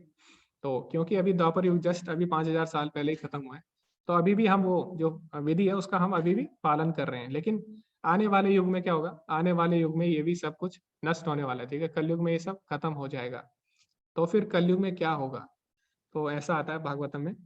भागवतम में आता है कि जो कलयुग में लोग हैं उनकी ना तो आयु ज्यादा होगी, ठीक है, आयु भी उनकी ज्यादा नहीं होगी, ना वो शुद्ध होंगे, ठीक है, ना वो शुद्ध होंगे, और ना ही वो, अब वो क्या होंगे, आलसी होंगे, ठीक है, आलसी होंगे। तो आलसपन के कारण क्या करेंगे, वो अर्च विग्रह सेवा भी बंद कर देंगे, ठीक है, इतने ज्यादा आलसी हो जाएंगे। तो अभी आप देख सकते हैं अभी क्या है, सब चीज ऑनलाइन है ना, फिर भी लोग इसको नहीं कर रहे हैं। क्यों? क्योंकि आलस है। अभी कलयुग में आलस बहुत ज्यादा बढ़ चुका है, ठीक है। तो उनसे अगर भगवान का नाम लेने को बोले तो वो भी नहीं कर पाएंगे, वो भी नहीं कर पा रहे हैं सही से। तो फिर ये तो बाकी तो दूर की बात है ना। तो कलयुग में ना तो हमारे पास आयु ज्यादा होगी, ना हमारी बुद्धि ज्यादा होगी, और हमारे क्या होगा, हम आलस से भर जाएंगे। तो फिर ऐसे में क्या होगा, ऐसे में भगवान से हम कैसे जुड़ेंगे? तो उसका भी भगवान ने उपाय दिया है। तो कलौ तद हरि कीर्तनम, कलयुग में हम भगवान से कैसे जुड़ सकते हैं? भगवान के नाम का कीर्तन करके, ठीक है। तो भगवान को पता था ना हमारी आयु ज्यादा है, ना हम शुद्ध होंगे, और हम क्या होंगे, ना ही हमारे अंदर फुर्ती होगी, हम लोग आलसी होंगे। तो भगवान ने क्या किया, जो विधि है उसको भी सरल कर दिया, ठीक है। हमारी हालत देख के भगवान ने विधि को भी सरल कर दिया। तो भगवान ने क्या बोला, कलौ तद हरि कीर्तनम, यानी कलयुग में हम हरिनाम कीर्तन से जुड़ेंगे। तो जो कलयुग का युग धर्म है, कलयुग का युग धर्म क्या है, भगवान के नाम का जप, ठीक है। तो इसीलिए हमें क्या करना चाहिए, कलयुग में भगवान के नाम का जप करना चाहिए, है ना। और अनेक शास्त्र भी यही बोलते हैं। तो जैसे कि हम देखेंगे चैतन्य चरितामृत है या बृहन्नारद ये पुराण है, उसमें भी ये श्लोक आता है। तो उसमें क्या बोला गया है, हरेर नाम हरेर नाम एव केवलम, कलो नास्तेव नास्तेव नास्तेव गतिरन्यथा। तो केवल हरि का नाम, केवल हरि का नाम और केवल हरि का नाम 3 बार बोला है। 3 बार क्यों बोला है? क्योंकि जो चीज महत्वपूर्ण होती है उसको हम बार बार रिपीट करते हैं। तो यानी कलयुग में सबसे ज्यादा महत्वपूर्ण क्या है, हरि का नाम, इसीलिए इसको 3 बार बोला गया है, हरेर नाम एव केवलम, कलो नास्तेव नास्तेव नास्तेव गतिर अन्यथा। कलयुग में नहीं है, नहीं है, नहीं है, इसके अलावा कोई भी उपाय नहीं है कलयुग में, ठीक है। तो हमारे सारे शास्त्र भी यही बोल रहे हैं, ठीक है। तो क्वेश्चन ये आता है आप कौन से मंत्र का जाप करें, तो इसके बारे में हम पहले ही डिस्कस कर चुके हैं कि जो कली संतरण उपनिषद है उसमें क्या दिया है, हरे कृष्ण महामंत्र का जप करने को बोला गया। और ब्रह्मा जी खुद बोल रहे हैं, इति षोडश का नाम, यानी जो 16 शब्दों का नाम है। कल ही कलमश नाशनम, कलयुग में कलमशों का नाश करने वाला है, यानी ये कलयुग के लिए बनाया गया है स्पेशल, है ना। सर्व वेदेषु दृश्यते, सारे वेद मैंने छान मारे, न तो परतर उपाय, इसके अलावा कोई भी उपाय नहीं है। तो कलयुग में हमें हरे कृष्ण महामंत्र का जप करना है, ठीक है। तो कलयुग में यही है। तो आगे जैसे कि मैंने आपको बताया कि कलयुग में भले ही इतनी सारी बुराइयां हैं, है ना, हम मानते हैं कि हमारी आयु इतनी नहीं है, हम ये भी मानते हैं हम शुद्ध नहीं है पूरी तरह से, हम ये भी मानते हैं कि हम आलसी हैं। तो फिर कलयुग में कुछ तो अच्छी बात होगी, है ना। तो जो महाराज परीक्षित हैं, जो भागवतम सुन रहे हैं, किससे, सुखदेव गोस्वामी से, तो वो बोलते हैं कि कलयुग में जीवों का उद्धार कैसे होगा। तो सुखदेव गोस्वामी क्या बोलते हैं, मेरे प्यारे राजा, हालांकि कलयुग दोषों से भरा है, फिर भी इस युग के बारे में एक अच्छी गुणवत्ता है, यानी इस युग में एक अच्छी बात है, वो यह है कि हरे कृष्ण महामंत्र का जाप करने से व्यक्ति भौतिक बंधन से मुक्त हो सकता है और आध्यात्मिक लोक में पदोन्नत हो सकता है। तो सुखदेव गोस्वामी क्या बोल रहे हैं कि माना कि कलयुग के अंदर बहुत सारी बुराइयां हैं, है ना, लेकिन इसकी एक अच्छाई भी है, इसमें केवल भगवान के नाम से ही, भगवान का नाम लेने से ही वो सारी सिद्धि मिल जाएगी जो बाकी युग में कठिन तपस्याओं से मिलती थी। तो हमें क्या करना है, हमें कलयुग में भगवान का नाम लेना है, ठीक है, भगवान के नाम का कीर्तन करना है। तो यही हमारा युग धर्म है। तो बड़े बड़े जो ऋषि मुनि हैं वो भी कलयुग में जन्म लेने को तरसते हैं। क्यों? वो बोलते हैं कि हमें बाकी युग में इतनी ज्यादा तपस्या करनी पड़ती है, इतने ज्यादा यज्ञ करने पड़ते हैं, लेकिन कलयुग में वही काम क्या हो रहा है, वही काम भगवान के नाम लेने से हो जा रहा है। तो इसीलिए कलयुग के बारे में अच्छी बात है और हमें फायदा उठाना चाहिए इसका, ठीक है। हमें भगवान का जितना हो सके भगवान के नाम का जप करना चाहिए। और ऐसा नहीं है तो भगवत गीता में भी भगवान ने बोला है, भगवान ने जप की महिमा का वर्णन किया है। तो भगवान ने क्या बोला, यज्ञा नाम जप यज्ञो अस्मि, भगवान बोलते हैं भगवत गीता 10वें अध्याय के 25वें श्लोक में कि समस्त प्रकार के यज्ञों में मैं जप यज्ञ को जप यज्ञ को रिप्रेजेंट करता हूँ, ठीक है, मैं जप यज्ञ को संबोधित करता हूँ। तो जितने प्रकार के यज्ञ हैं भगवान खुद बोल रहे हैं उसमें जप यज्ञ यानी भगवान के नाम का जप सबसे ज्यादा श्रेष्ठ है, ठीक है। तो हमें हरे कृष्ण महामंत्र का जप करना है। तो अभी तक हमने जितने भी अध्याय पढ़े 6 अध्याय, तो उसका निर्णय क्या निकला कि हमें हरे कृष्ण महामंत्र का जप करना है, ठीक है। यहाँ से हम शुरुआत कर सकते हैं भगवान से जुड़ने की, लेकिन उससे पहले हम पंचतत्व मंत्र करते हैं। तो पंचतत्व मंत्र हम क्यों करते हैं? क्योंकि जब कलयुग में क्या किया, चैतन्य महाप्रभु अपने पार्षदों के साथ आए तो उन्होंने हरि नाम का प्रचार किया। ठीक है, हरि नाम जो हरे कृष्ण महामंत्र है वो कहाँ से, वो भले ही वो किसमें था, कली संतरण उपनिषद में था, लेकिन उसके बारे में ज्यादा जानकारी नहीं थी, तो चैतन्य महाप्रभु ने उसका प्रचार किया। ठीक है, तो इस प्रकार उन्होंने प्रचार किया अपने साथियों के साथ, अपने संगियों के साथ। तो हम सबसे पहले उनको प्रणाम करते हैं, ठीक है, कि उनकी कृपा से हमें हरे कृष्ण महामंत्र मिल पाया। तो सबसे पहले हम उनको प्रणाम कैसे करते हैं, जय श्री कृष्ण चैतन्य प्रभु नित्यानंद श्री अद्वैत गदाधर श्रीवासादि गौर भक्त वृंदा। तो यहाँ पे जो आप देख रहे हैं फोटो में सबसे बीच में कौन है, चैतन्य महाप्रभु। ठीक है, उसके बाद ये कौन है, जय श्री कृष्ण चैतन्य, उसके बाद प्रभु नित्यानंद, तो ये नित्यानंद प्रभु है दूसरे नंबर पे। फिर है अद्वैताचार्य, तो ये अद्वैताचार्य है, और गदाधर और श्रीवास पंडित। तो इस तरह हम उनके चैतन्य महाप्रभु और उनके संगियों को प्रणाम करते हैं सबसे पहले। उसके बाद हम हरे कृष्ण महामंत्र जपते हैं, और हरे कृष्ण महामंत्र हमें जोर जोर से जपना है। जोर जोर से मतलब ज्यादा तेज भी नहीं और मन में भी नहीं जपना। तो हम क्या करते हैं, हम इतनी कम से कम इतनी आवाज में जपें कि वो हमको सुनाई दे। ठीक है, तो इस तरह हम भगवान के नाम का जप करते हैं। और मुंह से बाहर हम जप इसीलिए भी करते हैं, मन में इसलिए नहीं करते, क्योंकि अगर आप जप करते हैं तो आपके कारण क्या होता है, जो बाकी पेड़ पौधे हैं, ठीक है, पेड़ पौधे तो जप नहीं कर पाते हैं ना, या फिर बाकी जो जीव जंतु हैं, आपके आसपास बहुत सारे सूक्ष्म जीव जंतु भी होते हैं, तो उनको भी इसका लाभ मिलता है, वो भी हरि नाम सुनते हैं और उनकी भी क्या होती है, सदगति होती है। ठीक है, तो इसीलिए हमें मुंह से बाहर जप करना चाहिए, है ना। और प्रत्येक नाम का अलग अलग उच्चारण करें, यानी ऐसा नहीं है कि आप जल्दी जल्दी कर रहे हो, हरे कृष्ण कृष्ण कृष्ण हरे हरे राम हरे राम। तो इसमें क्या हो रहा है, इसमें हम मिस कर दे रहे हैं कुछ शब्द, है ना।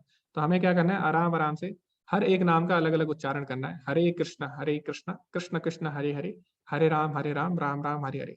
इस तरह हमें भगवान के नाम का जप करना चाहिए, है ना। और ऐसा नहीं कि आप बुरे मन से कर रहे हो, है ना, या फिर आपके मन में कुछ और चल रहा है ना, आपके मन में गलत भावना है, ऐसे नहीं करना हमें। जब किससे कैसे करना है, सम्मान के साथ करना है। ठीक है, तो जब हम जप कर रहे हैं तो हम भगवान को बुलाते हैं। ठीक है, भगवान हमारी जीवा पे विराजमान हो रहे हैं। तो ऐसे जैसे आप किसी मेहमान को अपने घर में बुलाते हो तो आप उसका सम्मान करते हो ना, आप ऐसा नहीं है कि मेहमान को बुलाया और आप अंदर चले गए। ठीक है, तो क्या होता है, हमें उसका सम्मान करना है। जब हम हरे कृष्ण महामंत्र ले रहे हैं तो भगवान हमारी जीवा पे विराजमान हो रहे हैं, तो हमें क्या करना है, उसके सम्मान के साथ नाम लेना चाहिए और भक्ति के साथ और एकाग्रता के साथ जप करना चाहिए। ठीक है? तो आगे जैसे कि हमने पहले भी बताया था, तो अभी जो हमने 6 अध्याय पढ़े उसमें हमने क्या सीखा, एक व्यक्ति जो आध्यात्मिक रूप से जिज्ञासु है वह सबसे बुनियादी प्रकार की सेवा में शुरू होता है, जो कर्म योग है।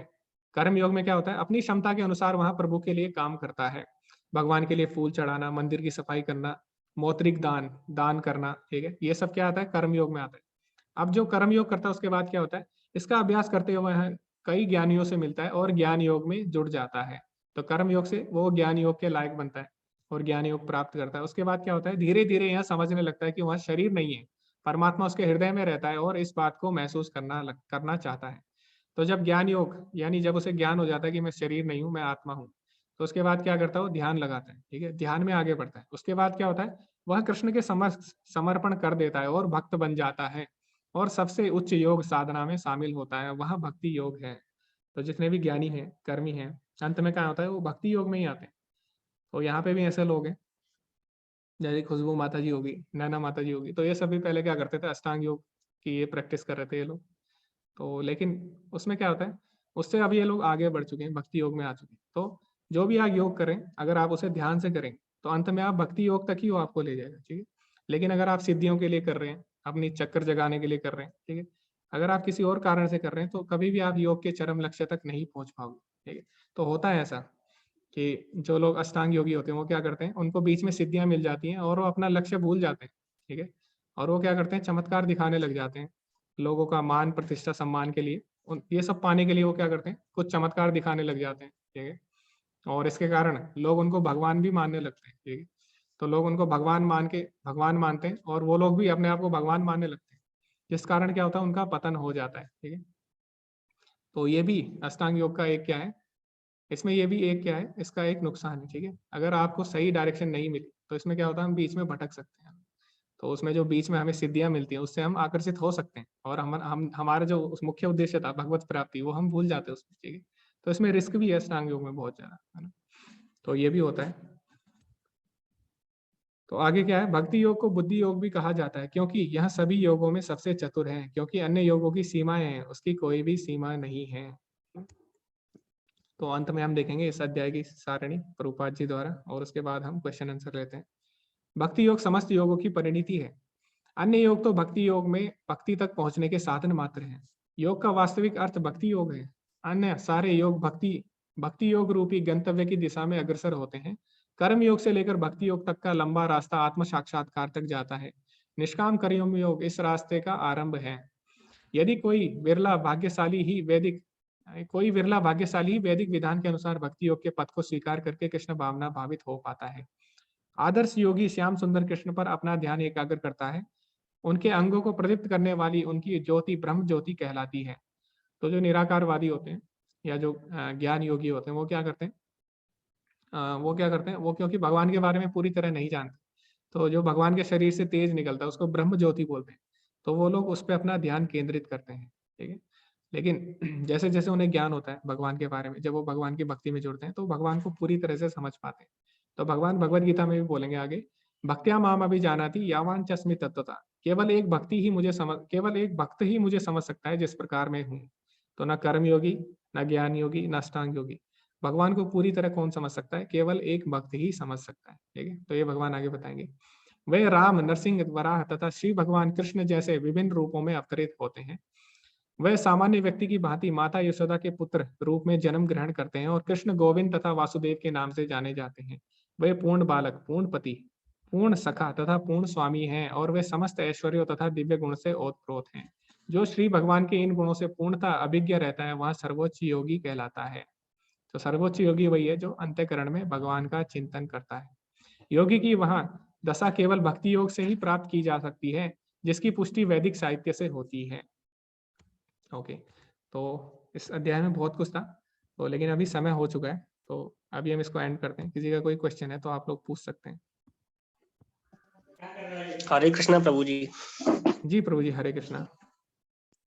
मैं ना कल भी पूछना चाह रहा था, कई दिन से प्रश्न था मेरे, 2 प्रश्न है थोड़े से। जी जी बोलिए। ये तो ये ना आपने बताया था कि भगवान कृष्ण ने कहा है कि सब कुछ मेरे को अर्पित करके कार्य करें। जी जी। जो भी काम आप कर रहे हो सब मुझे अर्पण कर दो। तो जैसे तो प्रभु जी ना, जैसे मैं कहीं जॉब करता हूँ तो उस जॉब को मैं भगवान को अर्पित कैसे कर सकता हूँ?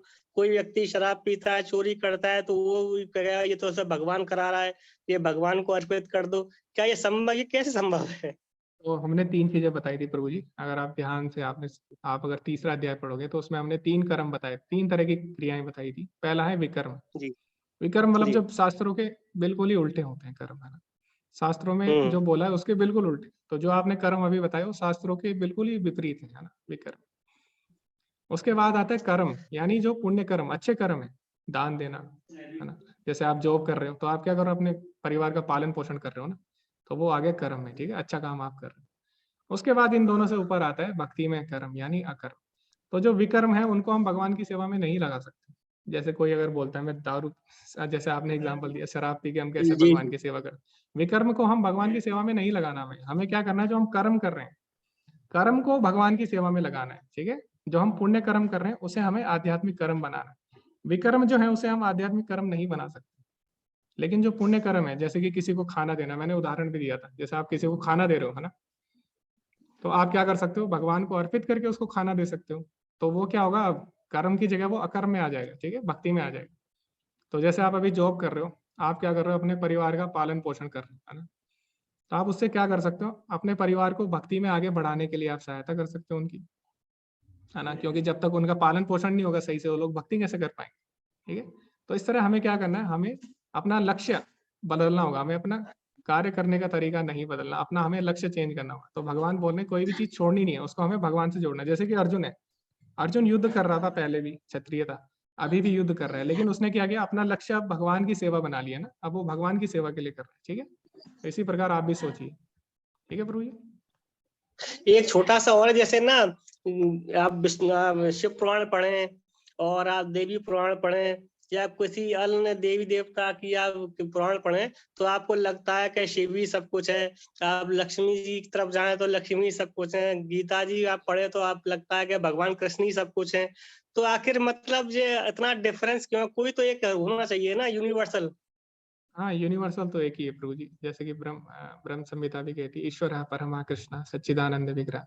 तो भगवान तो एक ही होता है, लेकिन जैसे कि मैंने आपको बताया था ना, भगवान एक है, लेकिन क्या करते हैं भगवान एक होते हुए भी वो अपने आप को विस्तृत कर सकते हैं अनेक रूपों में। ये केवल भगवान कर सकते हैं, हम लोग नहीं कर सकते। तो हम लोगों का क्या है, जैसे अभी मैं एक काम कर रहा हूँ, ठीक है, अभी मैं भगवत गीता में अभी मैं हम लोग पढ़ रहे हैं, ठीक है। मान लो कोई और काम आ गया तो मुझे यहाँ से जाना पड़ेगा ना अभी तुरंत, लेकिन भगवान ऐसे नहीं करते। भगवान अपने धाम में लीलाएं कर रहे हैं, ठीक है, लेकिन कोई काम होता है तो भगवान अपने आप को विस्तृत कर देते हैं, ठीक है। भगवान ऐसे नहीं कि यहाँ से छोड़ के चले गए, भगवान यहाँ पे रह के और अपने आप को विस्तृत करके दूसरा काम कर लेंगे। तो जैसे भगवान को सृष्टि करनी होती है विष्णु के रूप में एक्सपैंड होके, ठीक है, भगवान ने अभी ये चीज छोड़ी नहीं है, अपने भक्तों के साथ हमेशा बने हुए हैं। जैसे उनको सृष्टि करनी है, ठीक है, और सृष्टि करनी है ब्रह्मा जी, है ना, फिर अगर उसका पालन करना है विष्णु, और उसका संहार करना है तो शिव जी। तो इस तरह भगवान अपने आप को अनेक अनंत रूपों में विभाजित कर सकते हैं। अद्वैतम अच्युतम अनादिम अनंत रूपम। अद्वैतम यानी भगवान एक है, अच्युतम वही बने रहते हैं, अनादिम अनंत रूपम, लेकिन अपने आप को अनेक रूपों में विस्तृत कर सकते हैं। तो जैसे हमने देखा ना कि जब भगवान कृष्ण के दोस्तों को ब्रह्मा जी ने क्या कर लिया, उनका अपहरण कर लिया था, तो भगवान ने क्या किया, अपने आप को अनेक रूपों में विस्तृत कर लिया ना, ठीक है। तो ये भगवान ऐसा करते जी हैं, ठीक है। ठीक है। हरे कृष्ण।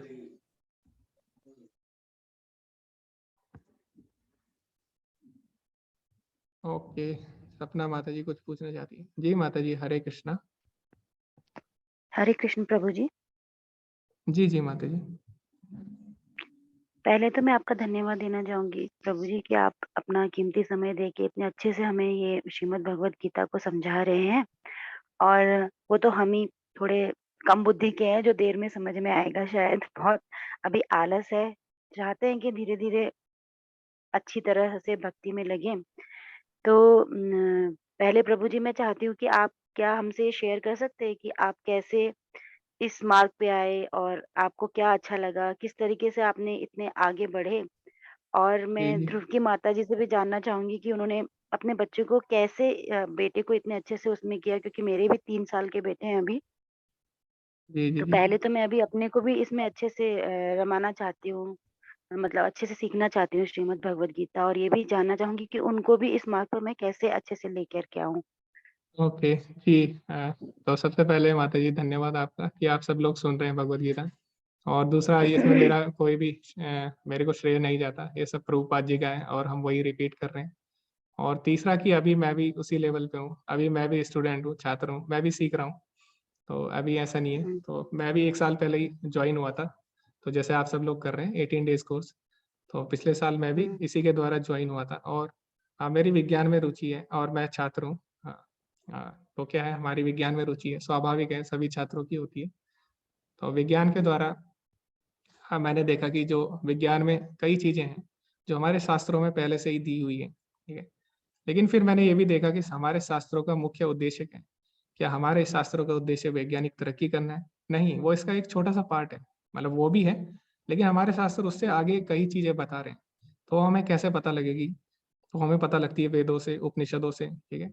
लेकिन अब दिक्कत यह है कि वेद पढ़ने में हमारी पूरी जीवन निकल जाएगा और उसको समझने में, क्योंकि वेद बहुत बड़े हैं, ऊपर से उनकी संस्कृत बहुत कठिन है, ऊपर से उसका सबने अपना तात्पर्य भी अलग अलग निकाल लिया है, ठीक है। तो वेद पढ़ेंगे तो बहुत ज्यादा समय लगेगा। उपनिषद पढ़ेंगे, 4 वेद हैं और 108 उपनिषद हैं, तो उसमें बहुत ज्यादा समय लग जाएगा। तो मैंने देखा जितने भी महान आचार्य हैं सब ने बोला है कि भगवत गीता पढ़ो। भगवत गीता सारे उपनिषदों का सार है।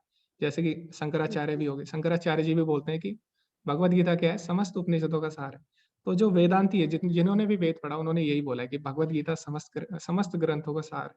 तो इसीलिए मैंने क्या सोचा कि भगवत गीता पढ़नी है। तो इसीलिए मैं 18 डेज कोर्स से जुड़ा और अभी मैं भी भगवत गीता सीख रहा हूँ।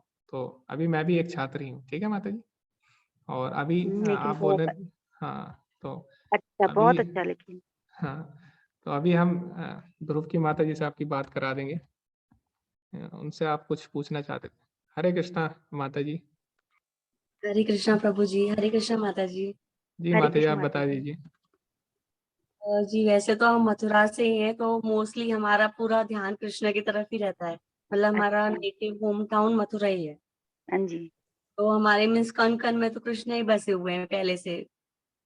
जी। तो जो भी कार्य हम करते हैं तो कृष्ण से लेके, और हमारा जो पूरा परिवार है, वैसे हम ब्राह्मण हैं तो फिर पूरा हमारा जो परिवार है वो पंडित वगैरह ही है सब लोग, हमारे हाँ जी। दादाजी वगैरह। तो हाँ पहले जी। से ही हमारे परिवार में भक्ति सभी के अंदर है, तो वो पहले से ही बॉर्न इन बॉट है, मतलब स्टार्टिंग से हम भक्ति में ही थे। एंड अच्छा। फिर शादी के बाद भी मैं जिस फैमिली में आई, वो मेरे हस्बैंड भी इस्कॉन से थे, तो फिर वो कंटिन्यू हो गया, मेरी मतलब भक्ति भी कंटिन्यू रही फिर। अच्छा। एंड फिर जब ध्रुव 20 डेज के थे, तब से मैंने उसमें फर्स्ट सत्संग ले गई थी, फर्स्ट टाइम सत्संग ले गई थी ध्रुव जब 20 डेज के थे। उसके अच्छा। बाद से हम उन्हें टेम्पल सत्संग मोस्टली लेते जाते गए, तो उन्हें बहुत पसंद है, मीन्स टेम्पल और सत्संग में वो बहुत एंजॉय करते हैं। तो अच्छा। इसी वजह से भगवान की कृपा होती गई और उसमें वो गुण आते गए धीरे धीरे। अच्छा। बहुत अच्छा ध्रुव, बहुत अच्छे बच्चे हो आप, ऐसे ही बने रहना। ठीक है। हरे कृष्ण। हम भी माताजी ब्राह्मण परिवार से ही हैं, लेकिन शादी फौजी से हो गई तो परिवार से दूर रहते हैं, तो इतना समझ में नहीं आता कि बच्चों को किस तरीके से मतलब शिक्षा दूं या कैसे उनको समझाऊं। इसीलिए मैं चाहती थी कि आपसे भी कुछ प्राप्त होता। जी माता जी, वैसे मुझे भी तो कोई टाइम नहीं मिलता ज्यादा इसे करवाने के लिए, लेकिन जितना भी मुझे टाइम मिलता है उसी में मैं थोड़ा बहुत करवा देती हूँ। इसलिए मैं ज्यादा चाहती हूँ कि प्रभु जी के द्वारा इसे नॉलेज मिले ज्यादा, क्योंकि हमें भी इतनी नॉलेज नहीं है अभी फिलहाल तो। अच्छा, बहुत बहुत धन्यवाद माता जी।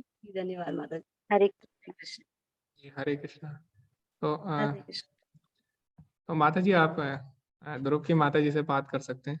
तो आप जो ग्रुप में एडमिन है उनको मैसेज कर दीजिए अपना नंबर, तो आपको ग्रुप की माता जी का नंबर दे देंगे वो। और मंत्रिता भी और ध्रुव ये दोनों भी जुड़े हुए हैं, यानी इनकी माता जी भी आपस में बात करती रहती है और मंत्रिता ध्रुव को श्लोक भी सिखाती है। तो इस तरह ये लोग जुड़े हुए हैं आपस में, मंत्रिता और ध्रुव ये दोनों अच्छे से भक्ति कर रहे हैं और अभी बच्चे ही हैं दोनों। ओके जी, भावना माता जी, हरे कृष्ण। प्रभु जी, मेरा सवाल उस पॉइंट से है जहाँ पे आपने बोला था कि कई बार हम लोग चाहते तो हैं कि हमारे बच्चे उस में जाएं, पर बच्चे नहीं जाते। या हो सकता है कि जिस आत्मा ने आधे जर्नी पे छोड़ा हो, उसको एक संभ्रांत परिवार में जन्म भी मिलता है, जहाँ पे इतना स्ट्रगल नहीं होता और वो भक्ति में वापस जा सकता है, उसके मार्ग भी खुल जाते हैं। तो यहाँ पे क्वेश्चन मेरी बेटी का है। जी तो माता जी। संयोगवश अच्छे घर में उसका जन्म हुआ है, जहाँ उसको पैसे की दिक्कत तो नहीं होगी, लेकिन भक्ति मार्ग में तो वो है नहीं। मैंने एक बार उसको 18 दिन का ये कोर्स करवा लिया, सर्टिफिकेट है उसके पास, तो वो एक अचीवमेंट है। उसके बाद से तो कोई अचीवमेंट नहीं है और समझ में भी चीजें नहीं आ रही हैं। तो ये मेरी कमी है, उसकी कमी है, या फिर इसको कोई दूर करने का तरीका भी है, या छोड़ दूं? जी माता जी, तो भगवान तीसरे अध्याय के 26वें श्लोक में बोलते हैं, न बुद्धि वेदम जनियेत अज्ञानाम कर्म संगिनाम जोषयेत सर्वकर्माणि विद्यानियुक्त समाचार। तो भगवान बोलते हैं जो भक्ति में नहीं है जो लोग, उनको हमें फोर्स नहीं करना चाहिए, उनको जबरदस्ती नहीं भक्ति में लगाना चाहिए। इससे क्या होगा, इससे अगर उनके मन में थोड़ी भी भक्ति होगी तो उससे भी वो दूर भाग जाएंगे। ठीक है, वो बोलेंगे कि अरे ये तो अब अच्छा, जबरदस्ती कर रहा है, तो ठीक है मैं भी जबरदस्ती करूंगा, ये मेरी बात नहीं मान रहा है, अच्छा, मैं भी इसकी बात नहीं मानू। तो भगवान, जैसे मैंने बताया ना, अच्छा। पहले श्लोक में भगवान बीमारी बताते हैं, दूसरे में भगवान ने उसका इलाज भी बताया, जो सेहत सर्वकर्माणी विद्यानियुक्त समाचार। तो भगवान बोलते हैं हमें बुद्धि पूर्वक क्या करना है, उनको इनडायरेक्टली भक्ति में लगाना। जैसे कि फॉर एग्जाम्पल, मान लो आपकी बेटी को कार्टून बनाना पसंद है, ठीक है, मान लो हाँ।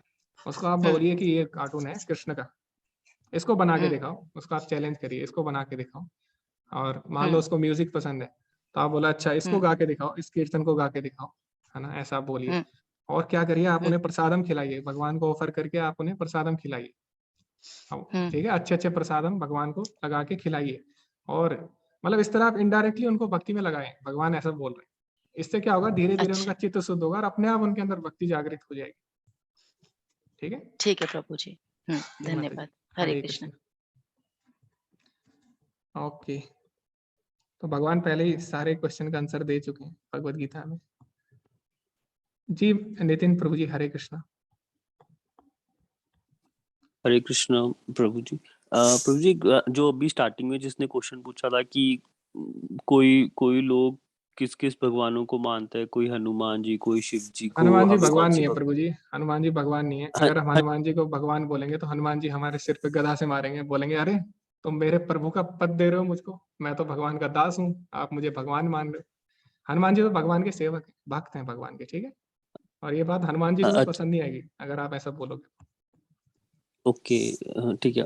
बट उनको लास्ट में वो दे दिया था कि वो भगवान, नहीं, ऐसा मतलब कुछ नहीं है उपाधि प्रभु जी। है कि नहीं? नहीं नहीं नहीं, ओ- भगवान ओके, आप तो हनुमान जैसे, तो, हाँ जी जी बोलिए, आगे बोलिए।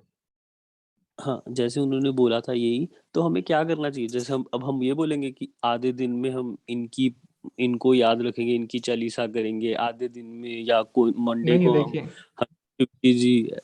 नहीं नहीं हाँ ऐसा जी, नहीं है। तो जैसे हम जड़ में अगर पानी डालते हैं तो सारे क्या होता है, सारे अंगों को पोषण मिल जाता है, ठीक है। हाँ हाँ तो जी, हाँ अगर जी। हम भगवान कृष्ण की सेवा करेंगे तो भगवान बोलेंगे आगे, अहम आदि ही देवा नाम महर्षि नाम से सर्वशा, यानी सभी देवताओं का आदि मैं ही हूँ। तो जब हम जड़ में पानी डालेंगे तो जितने भी देवी देवता हैं सारे अपने आप प्रसन्न हो जाते हैं। लेकिन हमें क्या करना है, मान लो किसी के कुल देवी है, कुल देवता है, उनको छोड़ना नहीं है।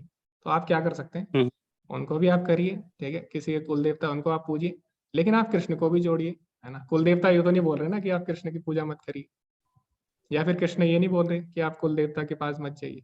हाँ, हमें क्या करना है, हमें थोड़ा अपनी मानसिकता बदलनी है। हमें भौतिक लाभ के लिए नहीं जाना है देवी देवताओं के पास, उसके भगवान सख्त खिलाफ है। तो हमें क्या करना है, भगवान की भक्ति मांगनी है उनसे और भगवान को जोड़ना है, ठीक है। कृष्ण को जोड़ना है, कोई भी चीज हमें छोड़नी नहीं, ठीक है। हाँ जी। नहीं, मैं कह रहा हूँ ऐसे मुश्किल नहीं हो जाएगा कि यार ऐसे लगे यार हम उनको पूछते हैं, जैसे कोई नहीं भोले नहीं ऐसा, बाबा को पूछते, नहीं तो यार मुश्किल नहीं उनको है। तो याद नहीं है वो हाँ तो ऐसे हम उनको करते हैं। पूजिए, उनको जो आप कर रहे हैं पूछते रहिए, और तो बहुत जरूरी है, क्योंकि उनके आशीर्वाद के बिना हम कैसे प्राप्ति कर सकते हैं कृष्ण की। तो उनको आप पूजिए, लेकिन कृष्ण को भी जोड़ दीजिए बस, ठीक है। हाँ जी। और सर दूसरा मेरा है कि जैसे कोई ब्राह्मण होते हैं वो कभी चिकन खा लेते हैं, तो लाइक, और भक्ति भी कर रहे हैं और चिकन भी, तो वो कैसे, मतलब हो सकता है कि नहीं हो सकता है? क्योंकि बहुत वो तो मुश्किल होता है आजकल वो तो प्रभु जी देखो, अपने मन से कोई भी कुछ भी कर रहे हैं, है ना। तो हाँ अपने जी, मन से तो कोई कुछ भी कर सकता है, लेकिन ब्राह्मण का वास्तविक मतलब है अ, ब्रह्म इति जानाति, यानी जो ब्रह्म यानी भगवान के बारे में जानता है वो ब्राह्मण कहलाता है। तो ब्राह्मण होना, ब्राह्मण कुल में होने से कोई ब्राह्मण नहीं बन जाता। ऐसा नहीं है कि हाँ जी, ब्राह्मण कुल में जन्म होके अगर वो गलत काम कर रहा है तो वो ब्राह्मण नहीं कहेंगे उसको, ठीक है। वो तो ब्राह्मणों को फिर बदनाम कर रहा है वो, एक तरह से करेक्ट, धब्बा है उनके उनके नाम पर। तो ऐसे लोगों को हम नहीं बोल सकते। इसीलिए जो ब्राह्मण है वो जरूरी है गुण और कर्म के हिसाब से हम ब्राह्मण बोले, क्योंकि जन्म के हिसाब से बोलेंगे तो इसमें ब्राह्मण की बदनामी है। क्योंकि आज कई ब्राह्मण हाँ हैं जो ब्राह्मण कुल में जन्मे हैं, वो गलत काम कर रहे हैं, तो इससे तो उन्हीं की बदनामी हो रही है ना। तो इसीलिए भगवान बोल रहे करेक्ट। हैं चातुर्वर्ण्यम मया सृष्टम गुण कर्म विभाग से, कि हमें गुण और कर्म से देखना चाहिए कौन क्या है, ठीक है। हाँ जी, धन्यवाद। हरे कृष्ण। ओके, अमित प्रभु जी लखनऊ से हैं, वो भी कुछ क्वेश्चन पूछना चाहते हैं। हरे कृष्णा अमित प्रभु जी।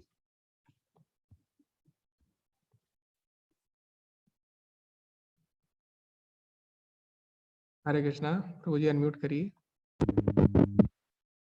हरे कृष्ण। जी प्रभु जी बोलिए। सर, ये जानना चाह रहा था कि इसके बाद का कोई कोर्स है क्या? हाँ हाँ हाँ, उसको हम level 2, level 2, level 3, level 4 course चलते रहते हैं। जैसे मैं भी अभी लेवल 4 में हूँ। तो एक मिनट प्रभु जी, एक मिनट, आपका बैकग्राउंड साउंड आ रहा था तो मैंने म्यूट कर दिया। तो जैसे अभी मैं भी लेवल 4 में स्टूडेंट हूँ, मैं भी भगवत गीता सीख रहा हूँ, ठीक है। तो लेवल 1 में हम भगवत गीता, अभी आपको समरी मिली, अभी हमने हर चीज नहीं पढ़ी है इसमें। लेवल 2 में क्या होता है, हम थोड़े बहुत प्रभुपाद जी के तो तात्पर्य हैं उनको विस्तार से हम लोग पढ़ते हैं। लेवल 3 में हम भगवत गीता के अलग अलग विषयों पे हम क्या करते हैं, प्रेजेंटेशन देते हैं, ठीक है। जैसे कि काम क्रोध के ऊपर प्रेजेंटेशन दे दी, किसी ने कर्म योग के ऊपर दे दी। तो अलग अलग विषयों पे हम चर्चा करते हैं भगवत गीता की। लेवल 4 में क्या होता है, लेवल 4 बड़ा कोर्स होता है, उसको भक्ति शास्त्री बोलते हैं। उसमें आपको भक्ति शास्त्री की उपाधि मिल जाती है। तो उसमें हम क्या पढ़ते हैं, उसमें हम भगवत गीता पढ़ेंगे विस्तार से, ईशोपनिषद पढ़ेंगे, ब्रह्म संहिता, ठीक है। अलग अलग हम और भी शास्त्र पढ़ते हैं लेवल 4 में। तो अभी उसके लिए लेकिन पहले के लेवल क्लियर होना बहुत जरूरी है। तो लेवल 1 के बाद ही आप लेवल 2 में जा सकते हैं, उसके बाद लेवल 3 में, लेवल 4। और इसका जो लिंक है वो आपके ग्रुप में भेज दिया जाएगा। आप अभी जनवरी वाले ग्रुप में, उसमें लिंक आ जाएगा कोर्स समाप्त होने के बाद, ठीक है। उससे आप जुड़ सकते हैं। ओके, धन्यवाद प्रभु जी। अभी समय भी हो चुका है, चैट में भी मैं पढ़ लेता हूँ। हाँ, प्रभु जी ने यही क्वेश्चन पूछा, अमित प्रभु जी ने। और चारुशीला माता जी बोल रही हैं कि भागवतम की क्लास कैसे कर सकते हैं। माता जी मंदिर में डेली मंगल आरती के बाद कीर्तन सॉरी जप होता है, जप के बाद भागवतम क्लास होती है, उसका लिंक मैं ग्रुप में भेज दूंगा आज। ओके, तुषार प्रभु जी बोल रहे हैं बड़े बड़े लोगों के सक्सेसफुल होने के भगवत गीता बहुत बड़ा योगदान है। जी प्रभु जी। विनोद अरोड़ा प्रभु जी बोल रहे हैं ध्रुव, अच्छा क्या बोल रहे हैं, Dhruv Mantra are Krishna gifted, they will prove our future bhakti guide. अच्छा वो बोल रहे हैं कि ध्रुव और मंत्रिता जो है वो कृष्णा के गिफ्ट हैं और वो प्रूव करेंगे कि मतलब भक्ति को प्रूव करेंगे आगे जाके। हरे कृष्णा, तो आशीर्वाद दे रहे हो ध्रुव और मंत्रिता को। ठीक है, अब हम मंत्रिता से भी मिल लेते हैं, तो अभी टाइम हो चुका है बहुत ज्यादा। हरे कृष्णा मंत्रिता। हरे कृष्णा प्रभु जी। जी आपने हैंड रेज किया था, जी प्रभु जी। आपका प्रभु क्वेश्चन जी है? मुझे ये पूछना है, हाँ मुझे ये पूछना है कि आप बोलते हैं कि भगवान की भक्ति करो तो भगवान कृष्ण प्राप्त होते हैं, भगवान हाँ के पास हम जाते हैं। जी, मैं नहीं तो बोल रहा, अगर कोई भगवान भगवान बोल रहे हैं। हाँ हाँ, लेकिन बताते तो आप है ना, इसलिए। हाँ हाँ जी जी। तो अगर कोई देशभक्त होता है, भारत माता की सेवा करता है, तो क्या उसे भगवान कृष्ण प्राप्त होते हैं? उसे भारत माता प्राप्त होगी। जो जो जिसको जिसकी जहाँ जाना है वो उसको प्राप्त होगा ना। जो आप अगर आपको चेन्नई जाना है, चेन्नई की आप टिकट कटाओगे तो आप चेन्नई जाओगे, है ना। आप ऐसा तो नहीं हाँ। अमेरिका चले जाओगे। तो इसी प्रकार हम जिस चीज से हम आदमी आसक्त हो जाते हैं जैसे वहां हम जुड़ जाते हैं। में चला जाता है। लेकिन जो भक्ति करता है भगवान की, जो मैंने बताया था ना आपको, जो जड़ में पानी डालेगा सब जड़ के पूरे जितने भी अंग हैं पेड़ के सबको पानी मिल जाता है ना। तो जो भगवान की हाँ भक्ति करते हैं वही अच्छे से देशभक्ति भी कर सकते हैं। वरना क्या हो रहा है आप देख रहे हो ना, नेता लोग क्या कर रहे हैं, करप्शन कर रहे हैं कि नहीं। लेकिन जब युधिष्ठिर महाराज जब राजा थे तो वो क्या थे, भगवान के भक्त थे युधिष्ठिर महाराज। तो उनसे सारी प्रजा उनकी प्रसन्न थी। ठीक है, जैसे विभीषण है, विभीषण भी क्या कर रहे हैं, अपने देश की सेवा की ना, उन्होंने राजा बने देश, लेकिन उससे सभी लोग खुश थे विभीषण से, है ना। तो इसी प्रकार जो भगवान के भक्त होते हैं वो सारे, तब अगर पहले भगवान की भक्ति के बाद हम सारे कार्य करते हैं तो सब अपने आप हो जाते हैं सही से। ठीक है, लेकिन अगर हम भगवान के जैसे बिना जो कोई भी कार्य कर रहे हैं, आदमी भगवान के बिना जो भी कार्य कर रहे हैं तो हमें बांध देते हैं संसार से। ठीक है, जी प्रभु जी। ओके। और तो जैसे कोई आर्मी में हो, जी जैसे कोई आर्मी में हो, हाँ, तो आर्मी वाले भी तो भगवान की भक्ति करते हैं। आपने देखा नहीं, मैं आपको भेज दूंगा वीडियोस, उसमें वो भी हरे कृष्ण महामंत्र कर रहे हैं। नहीं क्योंकि आर्मी में पंडित भी होते हैं हाँ हाँ और होते हैं। बाकी। हाँ आर्मी में सब तरह के लोग होते हैं, हर जगह हर तरह के लोग होते हैं। ठीक है, ऐसा नहीं है कि आर्मी में भक्त नहीं होते, आर्मी में भी भक्त होते हैं, है बहुत सारे भक्त आर्मी में भी है। ठीक, तो जी ऐसा नहीं है कि प्रभु आप जी। भक्ति कर रहे हो तो आप आर्मी नहीं कर सकते, देश की सेवा नहीं कर सकते। ये तो हम देखेंगे तो जो भक्त हैं वो अच्छे से देश की सेवा कर सकते हैं। ठीक जी प्रभु जी। है, हरे ओके। कृष्णा। हाँ हरे कृष्णा। तो अब टाइम हो चुका है, कल हम आपको मौका देंगे भजन का। तो मंत्रिता और ध्रुव इनकी माता जी लोग आपस में चर्चा करते हैं, एक दूसरे से श्लोका वगैरह शेयर करते हैं और अपने बच्चों को अच्छे संस्कार दे रहे हैं। ओके, ठीक है, वैसे टाइम हो चुका है, लेकिन एंड में हम सपना माता जी कुछ बोलना चाहती हैं, उसके बाद हम एंड कर देते हैं जल्दी से। जी माता जी हरे कृष्णा, आप कुछ बोलना चाहते हैं? हरे कृष्ण प्रभु जी।